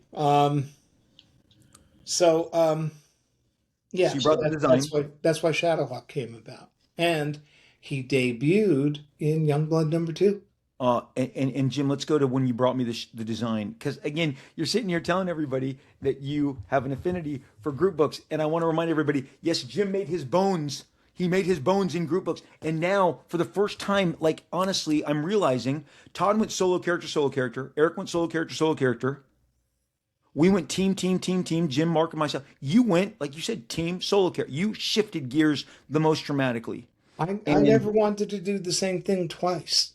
it's why you have the badass career that you do. I know, I but love the name. I love it's the name. also one of those weird things that loses you your audience every single time. Well, in this case, you leveled up. This is the great story of Shadowhawk, and you were so excited, and you put a short story that ran in the back of Youngblood #2, and it was a thrill to be able to feature that. And again, when you showed me the design, I'm like, hot damn, great name, killer name. I'm still hunting for it. I'll have to find a CBG at one point. But John Byrne has a quote that says, it was one of the few roundabout compliments he gave us in our peer group. He said, I honestly had thought that all the great names in comics were taken. And then these guys started rolling out all these great names. I'm like, yeah, we did, because Shadowhawk's a kick-ass name. Well, one of the secrets behind Shadowhawk, behind the name itself. When I was working on Guardians, there was this point where Starhawk turned dark, right? Um, and what I told them was I wanted to rename him Shadowhawk. And Tom calls me up and goes, no, we want to keep the Starhawk name. Okay. But Shadowhawk's a great name. Why don't you make a new character called Shadowhawk? Okay, Tom. I love it. Oh, that's great. That is great. I did not know that story. I did not know that. Jim, there's a period that I want to discuss that really when I talked to Will's, shine some light on, that I never really gave a whole lot of consideration to, and I do want to discuss with you two aspects of this. Maybe one now and one later in the interview, but he was like, because to Todd was like, you guys can't stay and keep doing Marvel and Image simultaneously. Now, in a case like yours, of course you could. You're a writer. I mean, you could have just abdicated the illustrations and just kept writing it. But like Will said, once word got out, and Will expressed this in his interview with me, recounting this time, and he had a little, he fully expresses that he had some resentment, that they're like, well, we're pulling you off. You have like then 2 issues and you're out of here. And I remember I tried to stay on as writing the stories on X-Force, and then I was called one day and Bob said, Rob, it's time. I know you're not drawing it and these stories have been great, but we're gonna pivot. And so what was the closeout like with you from the transition from Guardians to Shadowhawk? Because we were all still trying. And here's the other thing. I didn't do Image Comics. I didn't do Youngblood because I was mad at Marvel. That's a myth out there. Yeah. Now, if Todd was mad at Marvel, Todd was mad at Marvel. Right. A singular person. But I was just looking to expand my creative horizons. That's it. Well, there's 2 things there. One of them to your later point. And I've had people say this to me. You guys were mad at Marvel. No. Look at all of the interviews that all of us did. There was only one guy who said anything negative about Marvel. All the rest of us said, no, we love Marvel. We have always loved Marvel. We loved working with Marvel. We loved working on their characters. None of us had a negative word except one guy. Okay. And that's really important to remember, but we were all painted with that brush. Yeah. It's like not all of us were late, but we were all painted with that brush. Yeah, of that's all correct. of us being That's late. correct. And that's part of being in a group. Yeah. It's just part of being identified as a group of guys. You're going to get painted with that brush because it's just easier for people to go there. So there was that. I told my editor, and this is why that last issue was so crappy, because I was pretty mad. And I was off on Shadowhawk, and by this point I was ready to go. But I said, I'd really like to stay on and finish the story that I was working towards. And I was working towards a very specific story. And I said, but I can't draw it. I can't do both at the same time because, I just can't do it. But I'd like to stay on and write it. Let somebody else draw it. And he told me that he considered the colorist of the book more important to the book than I was. Ay, ay, ay. And I went, okay, well, yeah. And then I had one more issue to do, which was the last issue, which I slugged off, admittedly. And maybe I shouldn't have. It was unprofessional of me. But, okay, so this leads us directly into, so Jim, let's just go there. They didn't know what to make of a group of guys who are about to do what we were going to do. And I have never named names, but a number of the most negative people at Marvel who comments made, the most, the most kind of really disparaging remarks were made from people at Marvel to me, to my face. You're going to fail. This is a joke. You guys will wipe out in X amount of time, right? Yeah. All of that stuff was coming from Marvel to us. Yeah. Because now I'm trying to put myself in their position. And to say something as insulting as that, and I remember you told me at the time, and it deeply hurt you, and it should have hurt you, it should have pissed you off, to be told that the colorist is more important than the guy that curated this book and made it a hit, okay? That's just because there's a, in their minds, they've been told what we're doing is, I guess they thought they could have an effect on us. They could discourage us, or they were going to wait for us to all crawl back on our knees. As I've shared with people before, Todd said, we'll just crawl back to DC. If we screw this up, there'll be work for us at DC. So, I mean, it was a way to look at things. But yeah, for him to say that to you is terrible. But Jim, so here we go. I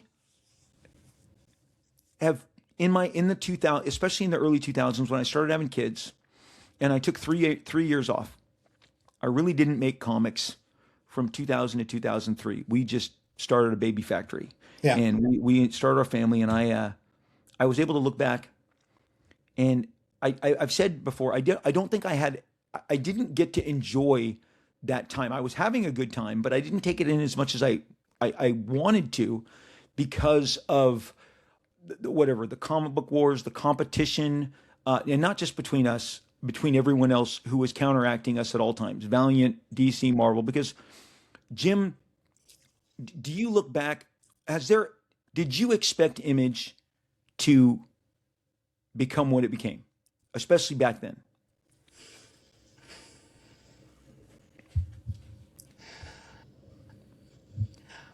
I think all of us thought that it was a good move and the right move and everything like that. But I don't know that any, and it's, no one gets married thinking that they're going to get divorced. Okay. Right. And that's basically it. No one gets married thinking that, and, did we? I'm talking about Image mania. I'm talking about Well, we knew how that wouldn't last. crazy. But okay, so I had been fortunate enough to grow up in a time where my sister was the rock and roller and I was exposed to all the rock and roll. But you immediately upon, I mean, it's so funny when I saw Diane this last summer. We talked about the Paul McCartney concert at Anaheim Stadium because I went both nights just like you guys, and we actually were sitting in roughly the same rows up front when he, because Paul McCartney was touring again, he was going to sing Beatles songs, and all of this was more important to me because of you. You, at one point, and Joy and I remember this because we were going out to Palm Springs for a weekend in like 1988 and 1989. And right before then, you had given me all your bootlegs. You had made recordings. You gave me the stack of cassettes because cassettes were still a thing. And he said, I've given you all these bootleg Beatles songs. I've given you all these tracks. And we listened to it all the way to Palm Springs that entire weekend and all the way back. And it's something we always discuss because you are the biggest Beatles fan I've ever met in my entire life. And because of this, Joy and I sit down and we watch the Beatles, Anthology. the new 4K restoration of the Yeah. Anthology. anthology. And I am sitting there, and you got to understand, I got a daughter who I've taken to every single Taylor Swift concert. And she will say, Dad, she's the biggest ever in the world. And I'm like, well, Michael Jackson and the Beatles would like to have a word, but I don't feel like dying on this hill. And I'm not She's out here very to. big. You can't No, deny no, no, no, her. no. No, no, she is. I said, in of this era, she is. I've been there. I've been in those stadiums. She's the only person that can do 5 nights at SoFi. I mean, it's incredible. But when I watched, and Jim, I guess there's been a couple times in comics, I'm going to directly compare the Image guys to the Beatles guy, industry to industry right now. Now, you can tell me if I'm crazy and I'll take it. But when I see the reaction, uh, when I've been to these, I haven't seen people jump chain link fences to run onto the tarmac to tackle the Beatles the way, like, they were just next level. And I'm not sure that occurred ever again. And to see, to have the Queen in the Philippines waiting for them to join them, and they're like, we're not going. I mean, again, they were just a next level. Image Comics, when I watch this now as a 58-year-old man, I watch the anthology many years later, now that it's in this brilliant 4K. It did make me think of us. It made me think I said that of, to you the first time we walked to the Image tent. okay, No, we were picked up by a limousine, I believe, or that's two right. limousines, or whatever it was. And I said, it's like the Beatles. We're like the Beatles. Um, and yeah, but here's the funny thing. Todd, Jim, and you still get those crowds. To this day, you guys can get those kind of lines and those kind of crowds. No one else in comics does. No one else has before. No one else has since. And Todd has complained to me about this a couple of times. I don't know if he's talked to you about it, but he's like, "Where are the next guys? Where are the next guys? Where are the guys who should be where we were at 30 years ago? How come we're still there?" I guess what I bought into briefly was the idea that, yeah, the 90s was just a thing. And like you said, there'd be another and another and another. I think it was towards the end of the 90s. God bless them. They're not my friends, but Carl Kiesel, I really like. But those guys, like the last attempt to me that I remember was Gorilla. And there was always going to be another group that was trying to be the next image. And Jim, I guess I believe for a long time, I legitimately thought for the last 30 years there would be someone who would go after. And now I firmly believe it is a once in a lifetime. Like, I'd say the current ones are the Ghost Machine guys, yeah, or maybe Radiant Black guys. okay. I think they're probably the closest to it. The Gorilla, yeah, well, that's a whole nother. Well, I, I'm just I it was consortiums of talent that believed they could create a label that would generate a level of interest that Image did. That was always the goal. oh yeah, but that happened back in the day. That happened with Valiant Comics, which Wizard was promoting way again, like they were the antithesis of us, Yeah. and Wizard kept on promoting them, kept on promoting them. It was false heat. There was no 10 to real 1. heat Yeah. there. It was false heat. Who else was there? Oh God, I remember all these companies that were starting up thinking that they had it in the can. There was oh God, I can't even remember all of them. There was a ton of them. Valiant comes instantly to mind. But Okay. Malibu tried to undercut us with Bravura and Bravura! yeah. Todd, And what is do you remember all of them? Bravura? Yeah, What is Bravura? That yeah. was my best. That's my favorite. Okay, so I guess Jim, I really do. I wasn't as convinced during the time, and I knew like we were there, and things changed, and we are part of the change. And I've shared this with this audience for 6 years, and I'm going to do it right now. When they bought Shadowhawk #1, they bought Jim Valentino #1. When they bought Spawn #1, they bought Todd McFarlane #1 because there was no history of these characters.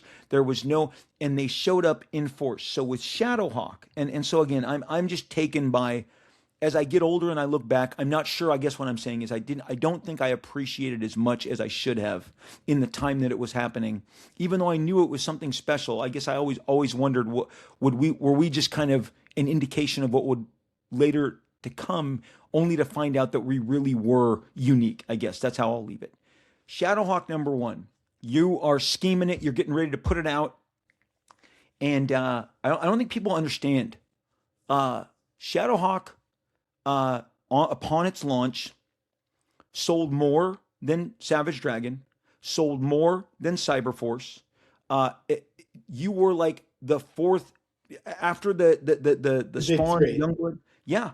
And I remember Jim. According to Eric Larson. Yeah, okay, okay. Well, the sales figures don't lie, and I'm sure that the curators of those numbers at Malibu can. I remember how excited you were. Look, it's stupid to I'm not basing quality on numbers. So again, with Eric Larson, Dragon was terrific. Also, Dragon was always probably the biggest risk of all the books because, and he used to say this, and I hope he still says it. I'm doing a guy with a fin on his head. I mean, big swing, really a big swing on his part, a big departure. But with Shadowhawk, I just remember you were like, Rob, these numbers. And can you tell me exactly? I don't want to give the wrong number. I know what range it was in, but where did Shadowhawk launch at? 750. Exactly. Okay, thank you. I did not want to be shot down. I didn't want you to be like, that's too high. Because I remember going, But they, Jim, but they weren't shit. just buying. Here's the thing. And we had a poster that my kids just loved that says, "We're not your dad's comics." Yeah. So of course my kids love that. But because yeah, you are. Yeah, that's right. That's right. That's right. So the thing was you had what 25 years of Marvel comics. Yeah. You had 40 or 50 years of DC comics. You had a long, long history behind these things. That's a good thing and a bad thing. What the buyers at the time, well, part of it was that whole speculation thing.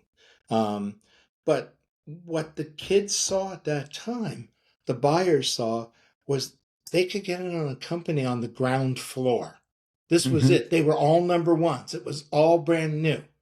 The books would rise or they would fall, as time went on. But right now, this right now was today. It was the moment. And that's what we captured. And I don't think anyone's captured it since. We captured the moment. It's just I'm just so, I'm not impressed. I'm not patting myself on the back. I'm just so thrilled to have been a part of it, to have just experienced it with all you guys, because there were those back, uh, but between signings in the tent when we'd be in the suite that they had for us, where we were all like, is this happening? Are there thousands of people in this side tent to this existing comic show over the last 2 decades that are just coming? And I've met people who are like, hey, Rob, I met you at the image tent. I met you at the image. And of course, you, I think, have the best photos. You were the guy with the camera that knew to take photos The because you thing have the best was, photos. and you were very young at the time, but it wasn't. All of you guys were focused, and I was too, on your own legends and building your legends and all of Hmm. that. Um, and I had a different perspective than everyone. My perspective came from the people that I had known who preceded us. Hmm. I was friends with Jerry Siegel, who was Oh just yeah. about the bitterest guy I've ever met in my life, and with a lot of reason to be bitter. You know, I was friends with Murphy Anderson. I talked to all of these first generation guys. Um, Jack Kirby, even though I never went to Kirby's house, and there was a reason for that too. And I know you and the posse did, but I never went to his house. Okay. Um, but still, I'd spoken with him one on one, Sure, just sure, like we're sure, sure. talking now and stuff. Every one of them, to a man, said that they wish they had kept the work from back then. They Hmm. wish they had realized what was going on and what they were doing. They just didn't. It was a job. And I knew this was historic based on all of that. I knew Okay. what we were doing was historic, and I believed that sincerely. So, Yeah. when that timeline book, one of the things I say in my introduction is that I not only kept all the tchotchkes and all of the articles and all of that, but I made contemporaneous notes about what was happening. Some of those notes I won't publish. Maybe Right. they'll be published after I'm dead, Okay. you know. I'll But buy that book. they they're no holds barred. Okay. It's like, no, this is what you said, Yeah. and blah blah blah. They're so Diane, Aaron, the family. I'll buy that book. tell Aaron. Aaron's the keeper.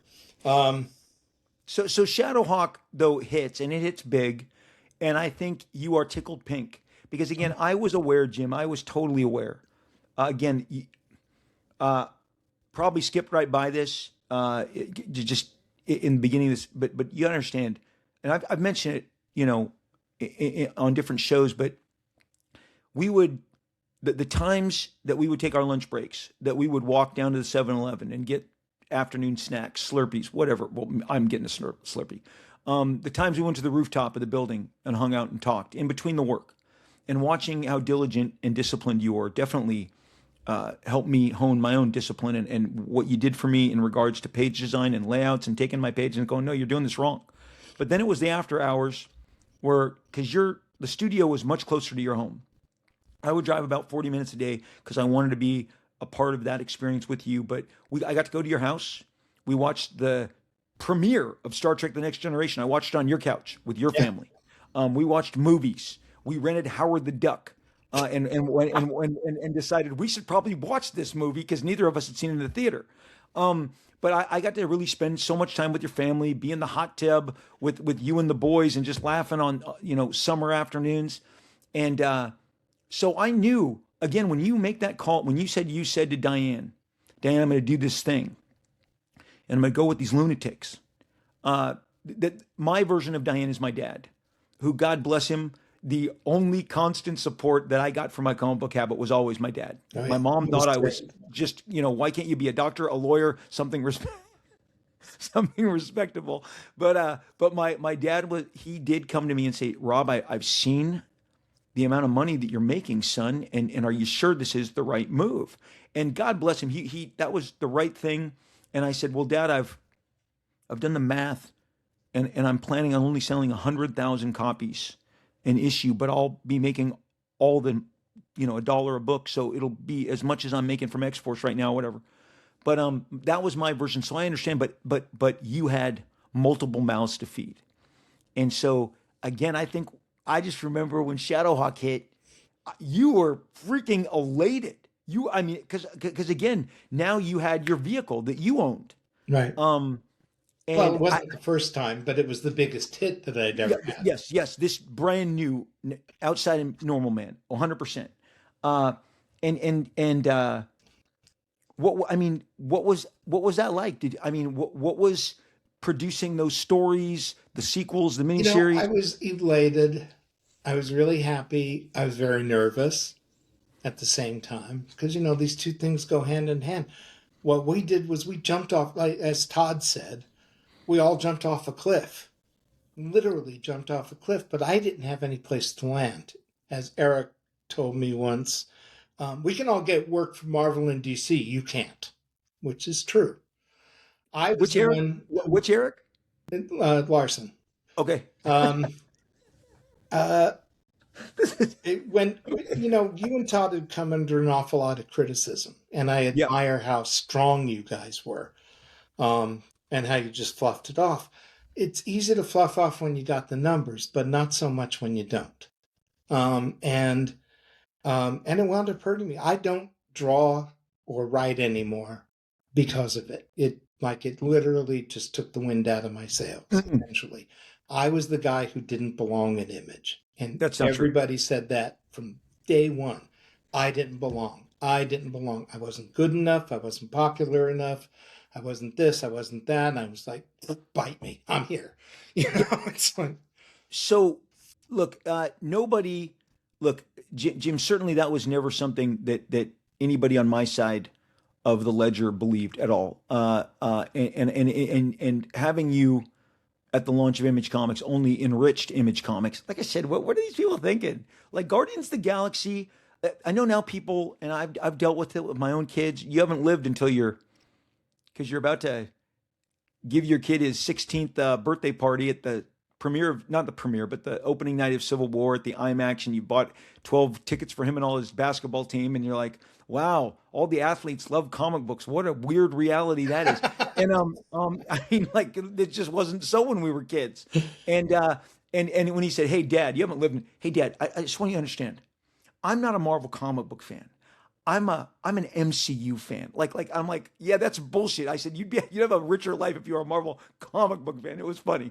But these kids nowadays, they see things and they think, "Oh, Guardians of the Galaxy because it was a hit movie." No. It wasn't a hit anything until you made it a hit. And it was had an extended life that went far beyond after you yeah, left, yeah. but it was never as good. But because those first 2 years that you piloted it, so of course, I'm going to tell you something. I can name names. You've already named his name. Mark Teixeira, God bless him, such a sweet guy. I see him every once in a while in conventions. I always have a nice conversation with him. But he turned us down. We asked him to join with us. Did He we? was one. Oh, I did. He was at my office with Michael Baer. He was at my studio, and he said, and he literally said, the opportunities that have come up with your guys' absence are way too good to pass up. And he said it with that jovial sense that he always said things with. Yeah. But I know that Todd, we asked a lot of people who turned us down, who would not come with us. I just remember, and I remember us discussing it, because we had all those guys, poo-pooing us, and we would make fun of them, all of them.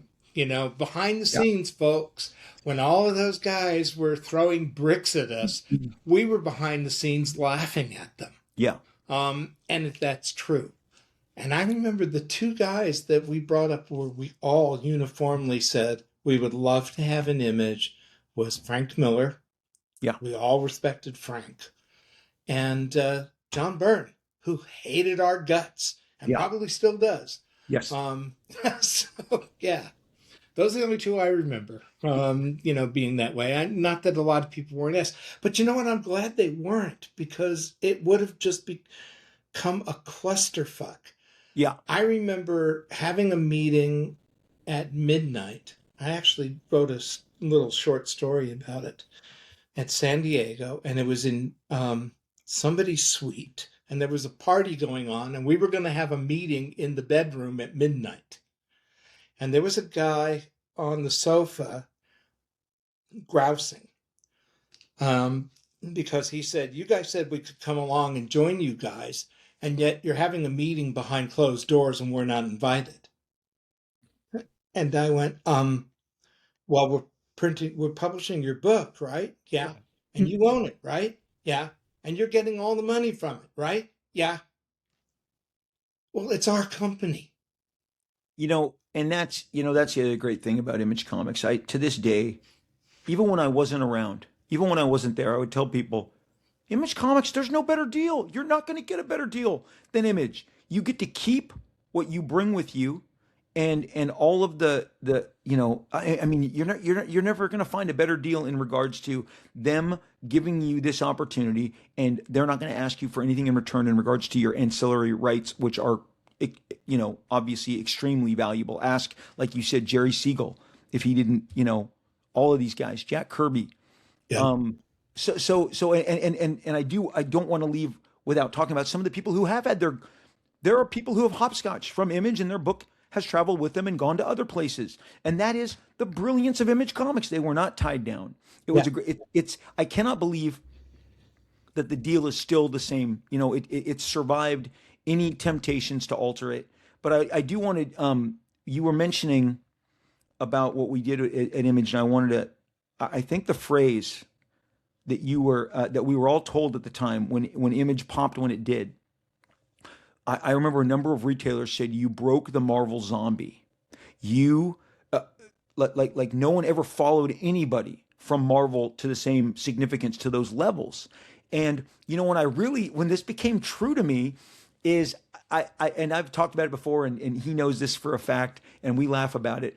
But early on, meeting Robert Kirkman around 2003, and I was a huge fan of Invincible, which came under your tutelage. And I want to talk about your time as publisher. But I was such a big fan. I couldn't believe this guy had come out of nowhere. So I was kind of gushing all over him. And he told me what a giant Youngblood and Image Comics fan he was in the early days. And so eventually, over the years, early on, I would ask him about the seminal Teen Titans run with Marv Wolfman and George Perez, or the Keith Giffen Legion run. And at one time, he just cocked his eye at me and said, "Hey, you're talking about DC Comics. I didn't read DC Comics." He's like, I read Marvel and Image. That was it. I was a diehard Marvel guy. I read everything Marvel, and then I got your guys' work. And I'm like, oh my gosh, you are 14-year-old Robert Kirkman was that Marvel zombie who had no interest in DC Comics. Didn't Yeah. know Firestorm, the Legion, but bought us up and couldn't let us go. And we became part of his habits, which again is just a phenomenal kind of experience to have lived through and experienced. And so we survive, because I was thinking before I was talking to you, there's the first years of Image Comics. Yeah. Then there's the second 5 years, and those are really different periods. Then there's the early 2000s, which falls under you. Right. And I think the most stable Image has been is the last decade, maybe 12, 15 years. It's really been stabilized. You mentioned Eric Stevenson a number of times. We should both say how much we adore him. He met you first, worked for you first, became my editor-in-chief at Extreme Studios, and is a partner and publisher Yeah. of Image Comics. Just a gem. But it is weird thinking of the periods and the Image. I feel like the Image that exists today started under your watch as publisher after Larry Martyr. And the Larry Martyr, God bless him, we both are very fond of him and that period. And when he came into, I think, Image at a crucial time. But the end of that period, the industry was falling apart. Stores were closing. The books at Image were getting a little dodgier, is the best I'll say it. And then I felt like you came in, and my buddy told me once, my buddy who's a producer in Hollywood, he told me this 30 years ago. He said, "Robert, as a producer, you are really defined by one thing: your taste. What material can you bring to screen, and how much of it can you have had always great taste. Like I said, stuffing me with Beatles music, in my early 20s, demanding that I give it the proper respect, and sharing and creating all the narratives and telling me all about the Paul and the John. And so it's so much richer. but you're a great storyteller and you have great taste. You sit in the chair as publisher and tell me about that time and how you reshaped Image. Well, one thing, I also did a lot of explaining to you at a very young age about Jack Kirby and Robert Crumb and about this 100%. wider thing before your time. And to your credit, you did the same to me with Arthur Adams and people like that were newer, that I wasn't that familiar with. So it works both ways, is what I'm saying. When I took over, it's very funny. It's one of those things that you remember almost exactly. Um, I was living in a place called Capistrano Beach, which was on the waterfront in Southern California. And my girlfriend had just broken up with me that morning. So I'm all, disheveled and just, I get this call from Todd. And Todd said he's hiring away Larry Marty to go work for him. And he goes, I don't know who I can get to run Image. He goes, I've got a really short list. He goes, there's nobody on it. I go, that's a really short list, Todd. What? And I go, I'll do it. And he goes, you will? And I went, yeah. Larry had told me, and I think it was a phone call after that, Larry said he just didn't know what to do. And I said, I know what to do. I know what I want to do. Because at that time, Image was in real doldrums. And I hate to say it, and it's not Larry's fault. Larry did the best he could. He never wanted to be a publisher. That isn't where his strength lies. Where his strength lies is as a mediator. And that's what he wanted to do. There were studios fighting each other, and there was all kinds of tension within the group, and it was kind of a mess. And Larry did the best he could to keep peace. And that's his real strength. So we were in a position where nobody wanted to work for Image anymore. Image brand was tarnished. And my thought was to widen the net. The first thing I did was I got rid of all the titillation books. They were selling. It wasn't that they weren't selling. They were. All the swimsuit issues, all the girly stuff, all the stuff that it's difficult for me to say I'm offended by, but I thought it was all very sexist and very limited, and I thought it was beneath us. I thought it was beneath Image. And I started fanning out. And what I remember, I think it was my first year as full publisher, San Diego, and Maggie Thompson, who was then still running the Comics Buyer's Guide, which was our lifeline during those days. She said, what is, your philosophy at Image? Well, I had just done a reprint of Leave It to Chance, this wonderful book. It was big size. It was very large. And I had just published The Pro, which was this just I loved it. Incredibly funny Amanda Conner, Jimmy Palmiotti, Garth Ennis book. And it was, I wouldn't say X-rated, but let's say a really hard R, rated.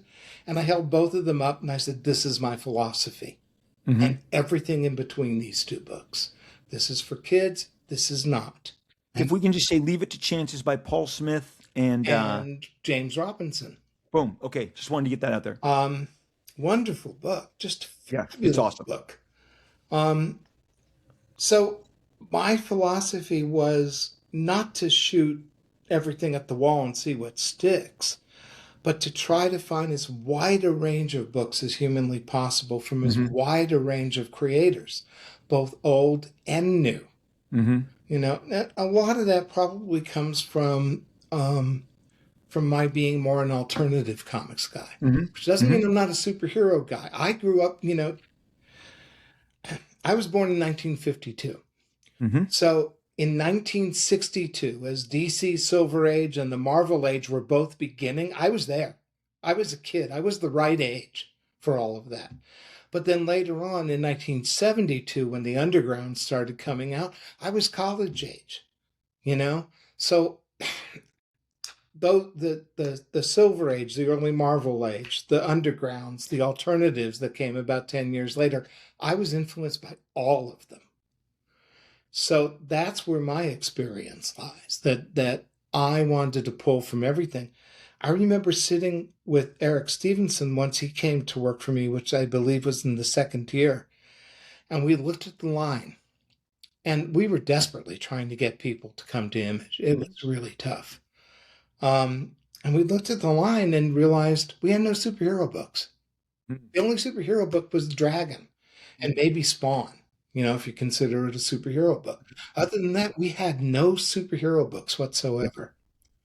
So we set out to get some, and that's where Invincible came in. Oh, baby. But yeah, the whole entire idea, and Eric Stevenson has taken that to the next level. And Eric has great taste, and we all know I'm a little volcanic. Eric is not. He's very, Jim, let's talk about the breakout books under you. It's not just Invincible. Powers happens with you at the helm. Yep. You've got. I'm going to tell you the guy who I think was. I'm sorry, what? The Walking Dead. Okay.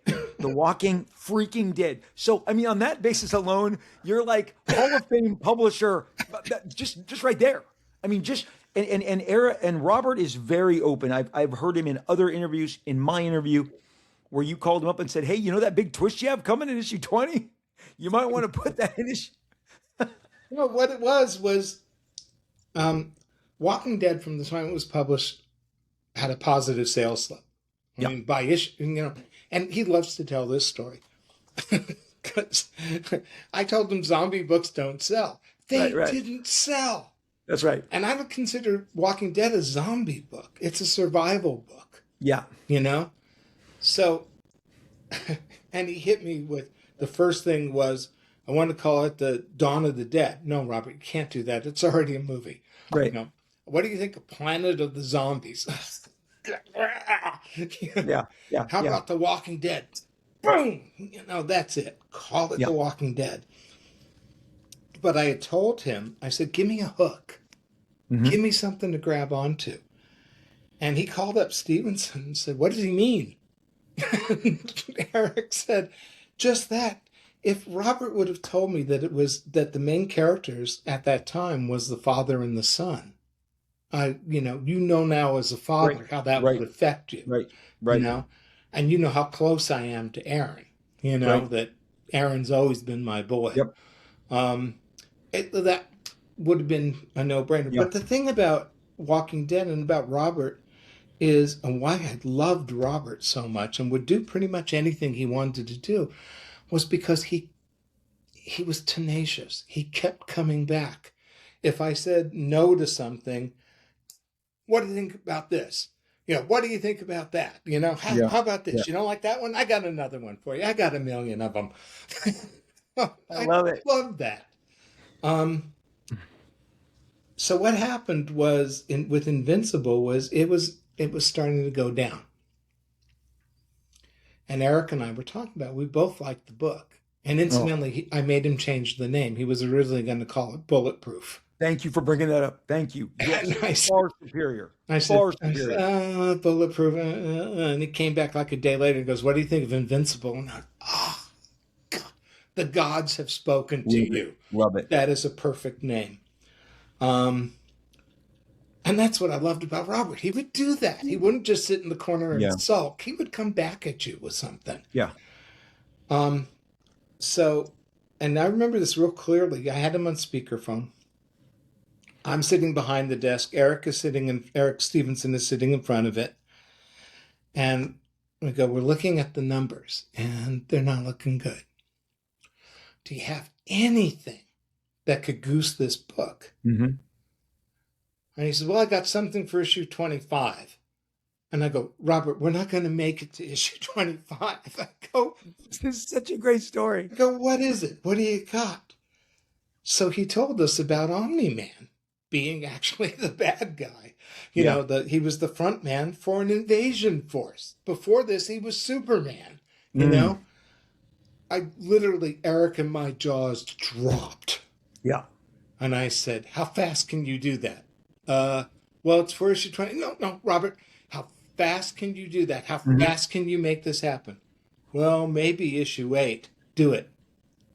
And Eric is like echoing me, do it. Do it at Yeah. issue 8. Yeah. He did it at issue 8, and boom, it just skyrocketed that book.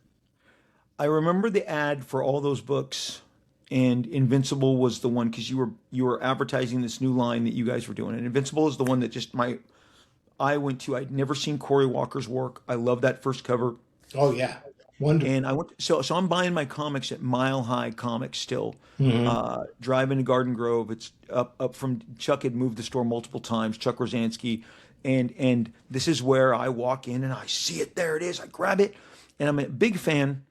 But I remember it was spring, summer, and I was always Joy would drop the kids off. I would pick them up in the afternoon. Our two boys, very very young, at the preschool, and I had just been to Mile High. I had just gotten the Omni Man issue, and I'd gotten there about 20 minutes early. And I just remember where the sun was in the sky, the heat of the day. I'm in the air conditioning car, and I read the Omni Man twist, and I literally was like, what the what this you want to talk about leveling up immediately. I'm like, this is the best comic book on the stands. I didn't see this coming. And then later Robert told me that you told him, buddy, you don't have time to hold on to this. You got to get this as fast as you can. I mean, these are the great behind the scenes, and of course, again, love you, Luke Liefeld. I do.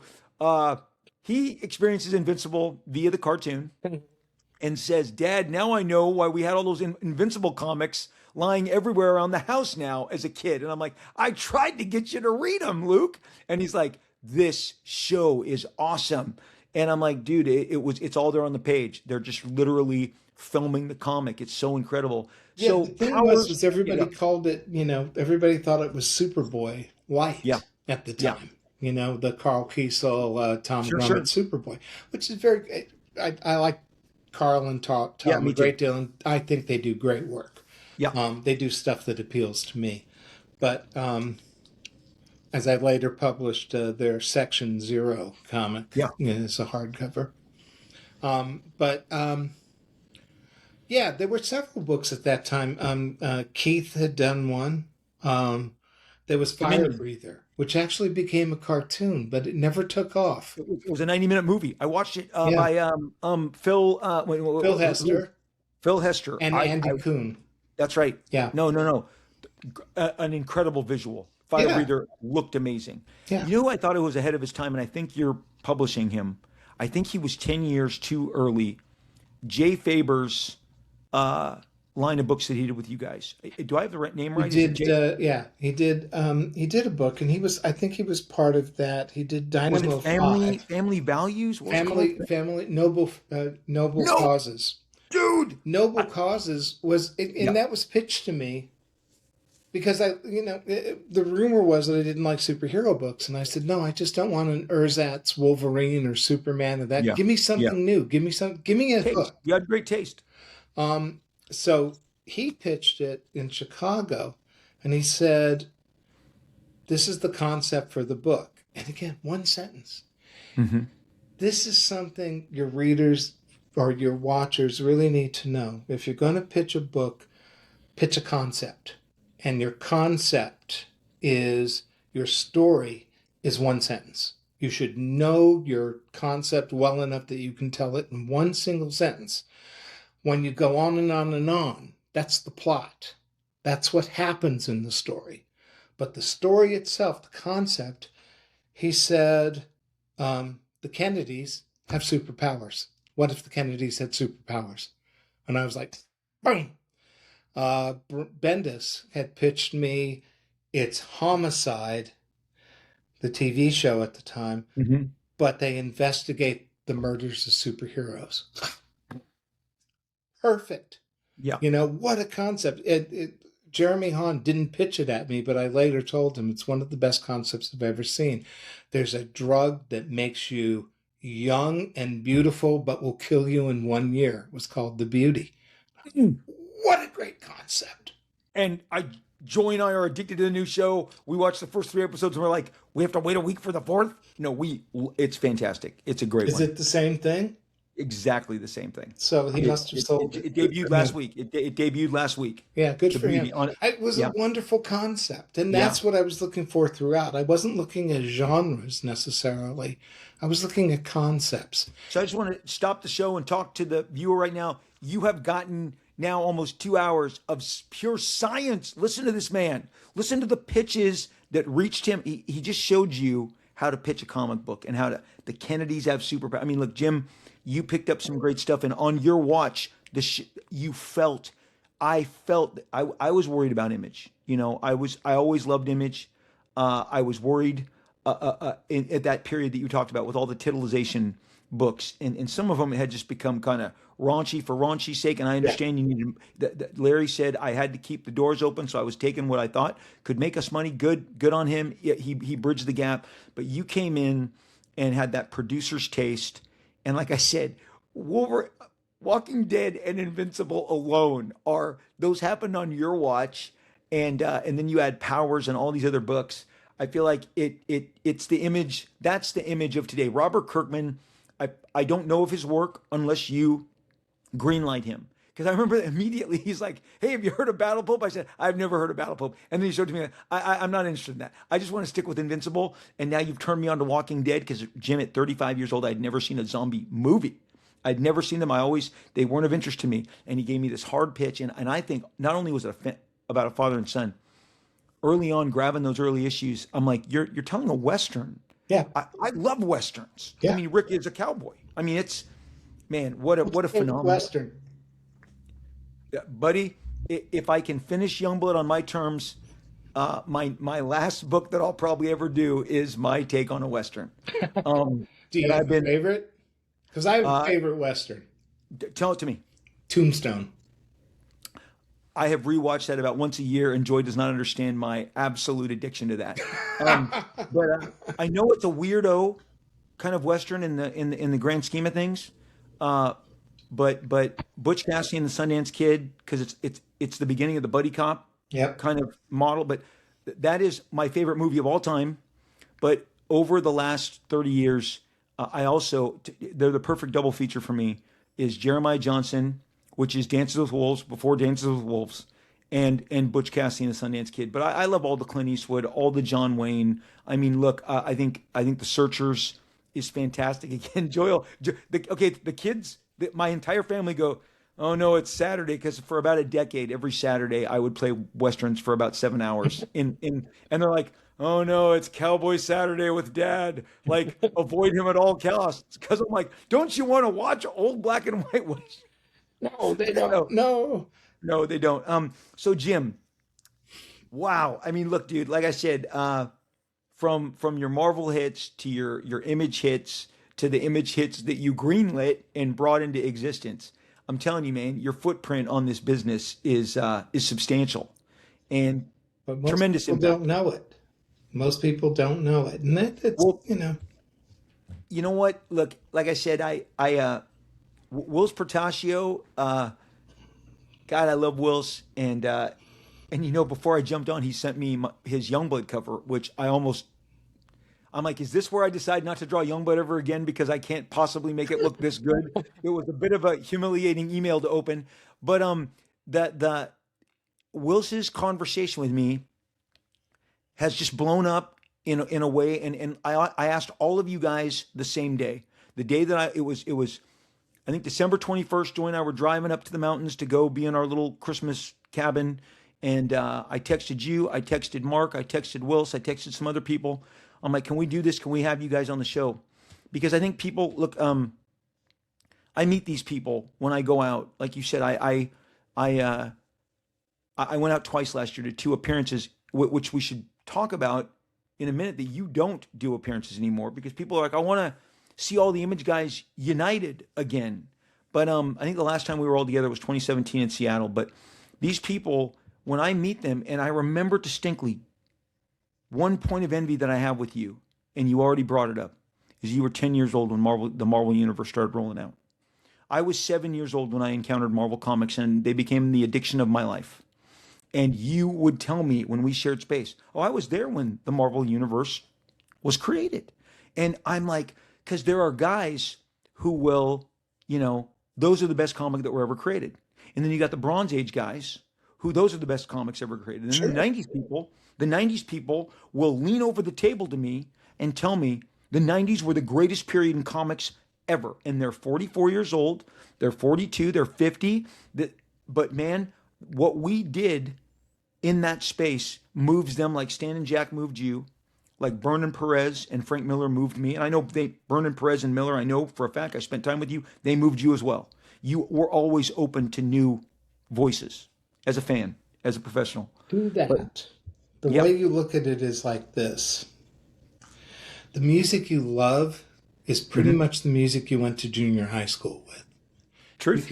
You can branch out from there, both forward and back, Hmm. different influences, different things. But that's that's the music at the core of your soul, is whatever you went to junior high Hmm. school with. Hmm. There used to be an old saying that your golden age is when you're 8 years old. Mm, Whatever you were reading when you were 8 years old, sure. that's your golden age. So, what I always say, because I see this all the time on YouTube things and stuff like that, oh, the music today just sucks. And they've been Yeah. saying that forever, right? Right. What I say is, no, it doesn't. It's just not for you. That's correct. It's perfect. I mean, you brought up Taylor Swift before. I see all kinds of people Whom I happen to ragging, love. Yep. huh? I see Whom I happen to love. ragging on this girl, and I'm like, she's exactly what a pop star should be. Yes. She is generous, she is warm, she's good to her fans, she creates music that they love.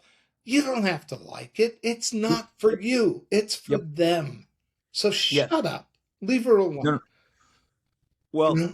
she's also become a product of her own incredible popularity. And as you know, when you fly too close to the sun, You can that's get when burned. you get the back burn. Yep, and people start throwing rocks. But no, like I said, having brought Livy to all of these different not the Eras tour, that's the last one, but the previous two tours, and watching her grow as an artist. No, I she inspires me. I get mad respect. Like I'm like, Taylor Swift hustles. She works her ass off. That's the number one thing I take away from her. And yeah, and she's fairly influenced by several different tastes, which you can pick up on as we are as artists. And again, the great thing when people tell me that something is nostalgic, this is my, and there have been people in the business that say, oh, you're so hung up on Frank Miller, you just love it because it's nostalgic. I shifted immediately and I say, so let's have a discussion if Frank Miller didn't execute at the highest possible level when he created Dark Knight. That is why it stands the test of time and continues to influence all the Batman around it now. That's not nostalgia. That's just executing at the highest level. The Godfather is not great because it's a movie that was made in the 70s. It's just a great movie. Right. And so again, and I have learned to balance my love of the stuff that I grew up with understanding why people love the stuff that they know now. And there's also recency bias, and people will tell you that the comics of 10 years ago are the best comics of all space and time. And I understand their point of view too, because you know, like you just said, they came into them at 8 years old. Yeah. They came into them. That's what they loved. That's And they their still love apex. it. And that's Yeah. okay. There's nothing wrong with that. So when is the last time you did a store appearance, convention appearance? I did a store appearance a couple of years ago, and Eric Stevenson called me up and said, what do you think about doing a store signing? And so Portland, I live in Portland, and the Portland greater area is just ugly with great stores. We have, Okay. if you ever come up here, I'll take you around to all the various Okay. stores. They all have their own personality. They are all wonderful places. So we talked about the different stores. And there's this store in Vancouver, which is just over the river from us in Washington. And it's a large store. It has a lot of space for parking and for lines and stuff like that. So I called up the owner of the store and I said, and first we talked to the guys. Would you guys do it? Would you be Mhm. willing to do it? They all said, yeah. Okay. So I call up the owner of the store, great guy named Chris Simon. And I said, Chris, what would you think about doing an image store signing? He goes, What do you mean? Who? And I said, well, Todd McFarlane, Mark Silvestri, Robert Kirkman, Eric Stevenson, Eric Larson, and me. I love it. And he goes, you're kidding. And I go, no. He goes, I would give my right arm for this. I go, well, you don't have to. I said, we'll come do an appearance at your store. And he was like, holy crap. Wow. Yeah. Yeah, this was just the biggest store signing they've ever had. Is this pre-pandemic? Yes, I think Okay. so. Yeah. Um, and you also have to understand Portland is again just ugly with cartoonists. There are just a shitload of people up here that work in the industry. It's the reason I moved up here. Yeah. There's just so many people that work in this business that live here. So they go to stores all the time. You go to a comic store and you're liable to run into Brian Bendis or Steve Lieber, Okay. or someone Okay. Matt Fraction, or someone that's in the business. It's not that unusual. That's cool. Is it feasible that you will appear again ever? Well, part of the problem was for a few years I was diagnosed with a respiratory problem and I couldn't fly. Okay. When I got pneumonia, they hooked me up with a bunch of steroids and what do you call them? Antibiotics. Okay. And the respiratory problem went away. So catching pneumonia, which almost killed me, wound up being the best thing in the world for me. So at this particular point, I haven't flown yet. I have to get a new ID, a real ID. I don't know what. Yeah. Which I haven't done because I'm old and in the way. Sure. But but I'm going to do it, and I'm going to get a new passport and all that kind of stuff. Good. And what I've told Aaron is we're going to take a couple of short flights together because I know if I get nervous, I got taken off of an airplane with a panic attack because I couldn't breathe.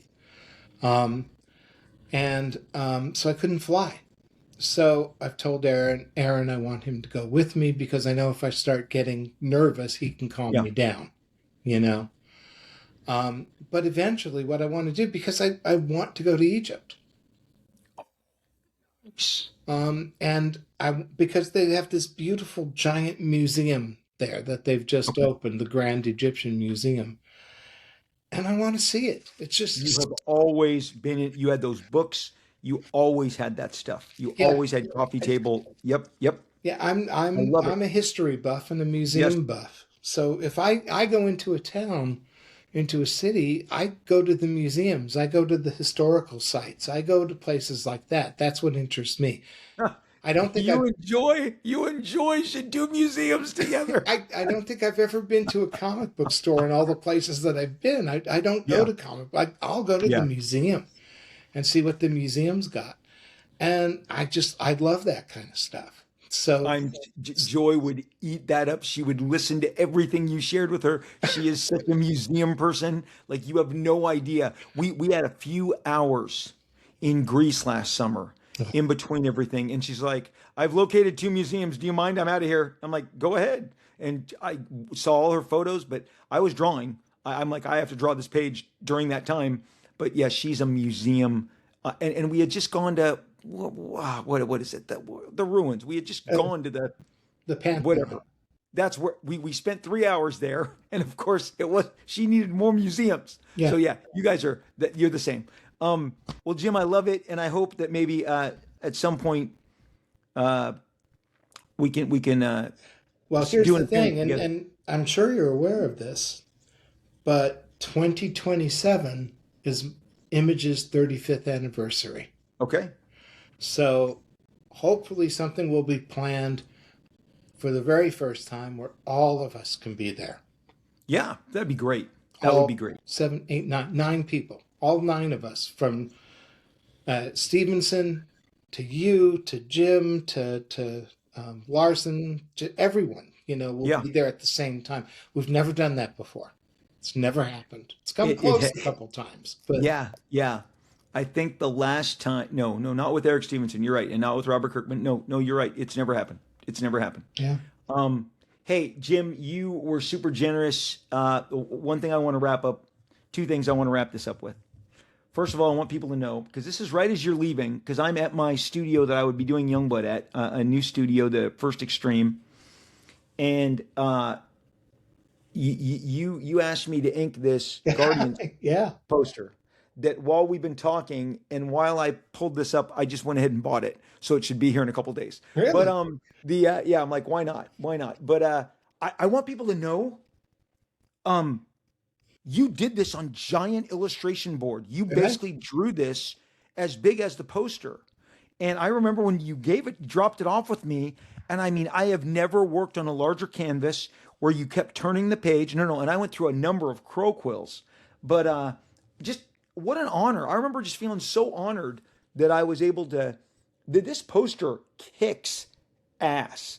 And this was that transition period. You were writing and beginning to draw Shadowhawk, especially the one that would be in Youngblood 2, the short story. Yep. I'm doing, but I just remember this, the canvas. Um, do you still have this? I have the poster. I don't have the original. I don't Oh, know what okay. happened to the original. Yeah, that'll be interesting. It's very large. I'm Is all sure I. it's in someone's collection. Yeah, well, I'm It's sure. not No, mine. yeah, the man, that's interesting. Ask Robert if he has it. Yeah, I will. I will. I will for sure. But here's the last thing. Here's the while we were in Garden Grove together, we came upon a book that we both mutually loved. Oh yeah. Uh, The Griffin is a book, and we remember because you were buddies with Dan Votto. Dan Votto, and we could not believe. I remember we were so taken with Norm Felke.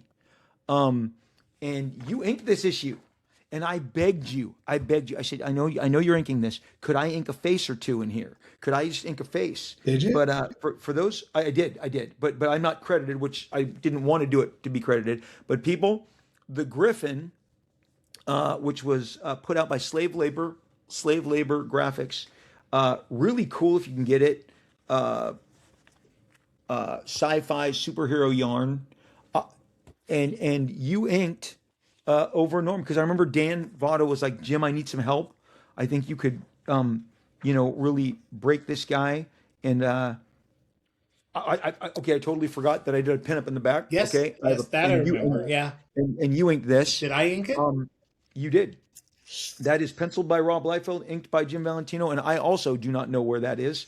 But I remember I didn't. I literally pulled this out. It's in a box in my personal collection upstairs. But if people get a chance to look at the Griffin is was a It cool was a comic cool book. idea. It was, That, and it had and aside to that, that is the yes. very first and last time I ever inked a superhero story. Isn't that crazy? With the exception of the first couple issues of Shadowhawk. Yeah, I just don't have any. Inking superheroes was always difficult for me. Well, you did a great job because you inked this entire issue. And you're credited. You're credited as the inker. I'm trying to find the face that I think I inked, but I'm not going to waste our time looking any further. Maybe I'll share it on social media when I come across it. But the bottom line is the thing I wanted to share. Okay, the Griffin, this book, you're inking it. Oh, Chance Wolf, you broke in an amazing talent. I had He's incredible. I had my great experience of breaking talent at Extreme, Yeah. but you broke an incredible piece of talent who inked a bunch of your Shadowhawk Yeah. in the '90s, a bunch of your work, and I reached out to him about 2 years ago, 3 years ago, longer, no, because he did some Snake Eyes stuff 5 years ago, and now he does about a quarter of every Youngblood comic. He inks, and it's such a kick because, like, I will always associate him with you and with Shadowhawk. Really sweet guy. Obviously, are you guys neighbors? No, we're just no. He lives in Eastern Washington, quite a ways Okay, away from here. but you gave Chance his big breakout Yeah. assignment, I and gave a lot of people their first breakout. name him. Oh gosh, Joshua Williamson. Are you serious? Yeah. Uh, so many. Art to Bear. You Um, sure did. You sure did. Myth Adventures. um, uh, God, there's so many. There are so Forget them. I many. should have written them down. I Well, had, I just want to give a shout out because Chance just just incredible work with me, oh, he's and great. he was forged in the fires like so many of these guys were, and listening to the guys at the studio say how young they were, and how I mean it was you had to jump in and start producing, and Hit the ground running. you know I've heard of some of them say I just wish the spotlight wouldn't have been so bright. It's like, well, you learn regardless. You got to start somewhere, and starting at the top isn't the worst place you can start. And that's where all these guys who broke out through Image did. But Jim, buddy, I love you. I am so excited that we had this chat. If there's anything else you want to say, Yeah, lay let it me out show there. a couple of things fairly recent Okay, do it. because I'm not publishing a lot these days. Okay. And I'm pretty much retired. At least retired from publishing a lot of books. But here's a couple that are fairly recent that I don't know if people have seen. 3D Anomaly. Okay. This is the very first time there's been a 3D trade paperback. No I one's ever love it. done that before. Okay. And it's all Brian Haberlin's work and Oh my stuff. gosh, And he's brilliant. it's incredible. But if you like 3D comics, and I do, um, And you always have. Yes, you have. this is a good one. This I just published recently. This is Brian Haberlin's fine art paintings. Oh my gosh, this is beautiful. So to show, Oh, yeah, yeah, man, he is so ridiculously talented. he's astonishing, and he's a wonderful guy. Really sweet guy. So and again, it shows I'm Oil not and Water, looking Brian to do the Haberlin. same old, same old. I want to do stuff that interests me. Of course. That's good. This is another one. Now this goes back to the 1970s. Today it's politically incorrect. Oh, sure. Vaughn Bodie was always been one of my heroes, Yeah. and I got to publish. These were stuff that he did for girly magazines in the 1970s. Yeah. So it's not for kids, and again, like I said, it's politically incorrect today. But it was done in the 1970s for men's magazines. I And love it's it. just big, giant, beautiful book. I Beautiful love it. I production. love it. And that's out. These are out right now. Yeah, these are out. You can buy Okay. them. And then I held it up a little bit earlier. Um, what we did was we took it's been reprinted in black and white in a couple of places. Mhm. So we took those, scanned them in at super high res, and then I sent them over to England, where this guy cleans up the the scans, right? And then my daughter June and a friend of mine, Todd Tokiaka, recolored it all. So it's all recolored, it's all re-edited, it's all completely redone, and all together for the very first time. Anyways, Normal Man. No. Hold it up. Still, hold it up. You guys, Normal Man is again. You're the king of the pitch. So tell people what Normal Man's about. Normal Man is the opposite of Superman. This guy was rocketed from his father was a junior CPA, and he was rocketed from his planet by his father, who thought the planet was going to blow up. It didn't blow up, so his mother killed his father for sending her baby off into outer space. He lands on a planet called Levram. Levram is Marvel spelled backwards. And the first guy he runs into is Captain Everything. Captain Everything has the ability to negate all known laws of physics or to add a new superpower as the plot calls for it. The problem is that he's so dumb he can forget how to fly in mid-flight. So Normal Man thinks they're all crazy, and he wants off of this planet, and that's what the story's about. Doesn't everyone basically have a superpower in Everyone Normal on the Man? planet has a superpower, so it's the reverse of Superman, where he went to a planet where he was the one with superpowers. Normal Man goes to a planet where he's the only normal person on the planet. like so many of us, you've had that option and you've had it dance with television and movies before. I firmly believe when it hits, and it will one day, it is going to be transformative. Because, like I said, Jim, I grabbed it on concept alone. I didn't know who you were. I said, Normal, and this is super intriguing. It was at Comic Castle, Fullerton, a Saturday afternoon, and looking at the previews for the next issues and going, oh, he's going to take on the 60s Fantastic Four. He's going to wander into the Stan and Jack Fantastic Four reality. And he's going to go, did you do something with Frank Miller? Did you do something with the Turtles? Like something, not with the Turtles, but like a more Ronin looking? My brain, I have the phone book right over here on the shelf. I should have grabbed it for the show. But did you do one on, did they go, did you do like a fantasy trope? Yeah, I did. It's a good story. I did a spoof on ElfQuest. That's what I meant. They were on a world that had a cream-filled center. Um, and, uh, it's funny because there was this woman she was an editor at Marvel at the time, whom you know. I don't want to mention, but she got very upset about this. What I did was I combined the elves with the Smurfs and called them the Smelfs, and she got very upset that I was doing this for a spoof of Wendy Pini's comic, and so we're at this show. I don't remember which one, and the Pinis were down on the other side, just down from where I was. So Wendy comes walking up the table and she goes to the table and she goes, I've heard you got something to show me. Well, I can't resist a straight line.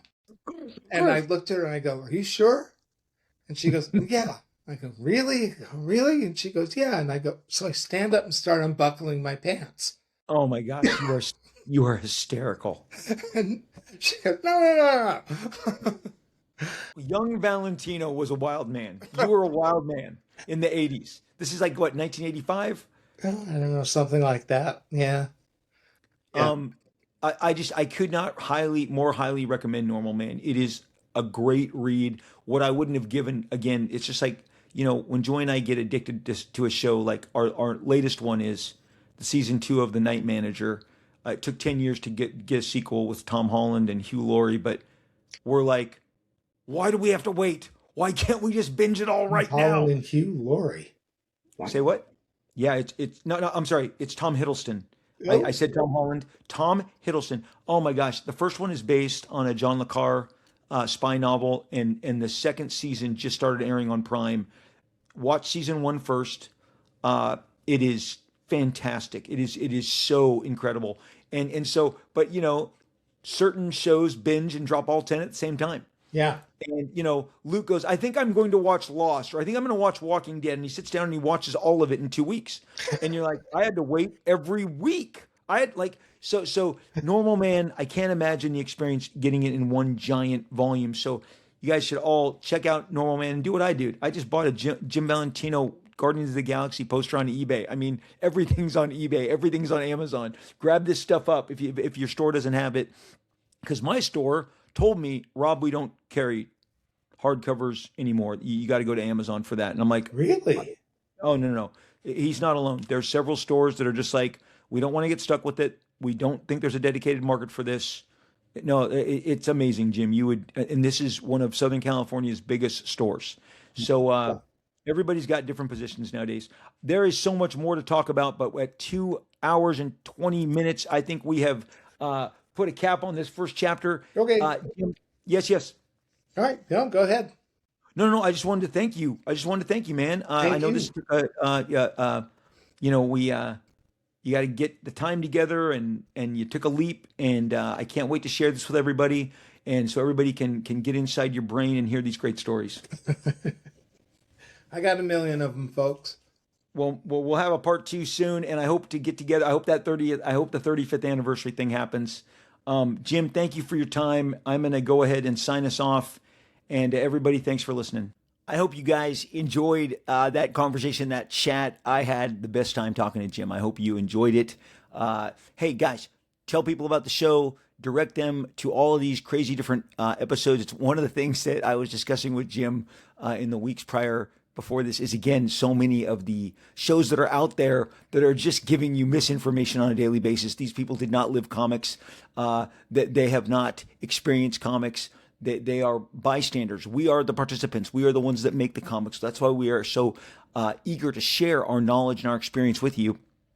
And there have been so many episodes across these 5.5 years that have done just that. They exist to broaden your horizons, to inform you, and to enrich your experience. Whether it's the forums that I've read from, the interviews, we always try and bring a date. We bring those receipts and share them with you. And today was one big, giant, fat, awesome, incredible receipt. So you guys know where to find me all across social media. I'm not going to bore you to tears with all those plugs again. Youngblood 3 is in stores. Youngblood 1, 2, and 3. Third print, second prints, issue 3. We're not going to go to back to press on the books anymore as we march towards issue 100. Hopefully you guys can get the copies that you need. Youngblood 3 is the only plug I want to share with you guys. Get out there, get to a store. If not, I guess this will roll into another bit of a promotion. You can get them. Join me on my live streams on Whatnot, on eBay. Watch for them. I'll be sending out links if you follow me on social media, on X, on Instagram, on TikTok. I'll be promoting them. But I definitely hope that you get Youngblood 3 in your hands. And if you need issues 1 or 2, they're out there. They're available for you. Thanks again for joining us. I hope you're doing well. Hope you are exactly where you need to be. We're rooting for you at all times. Cutting this short today because it was so long. 2 fist bumps to you guys. Keep your head up.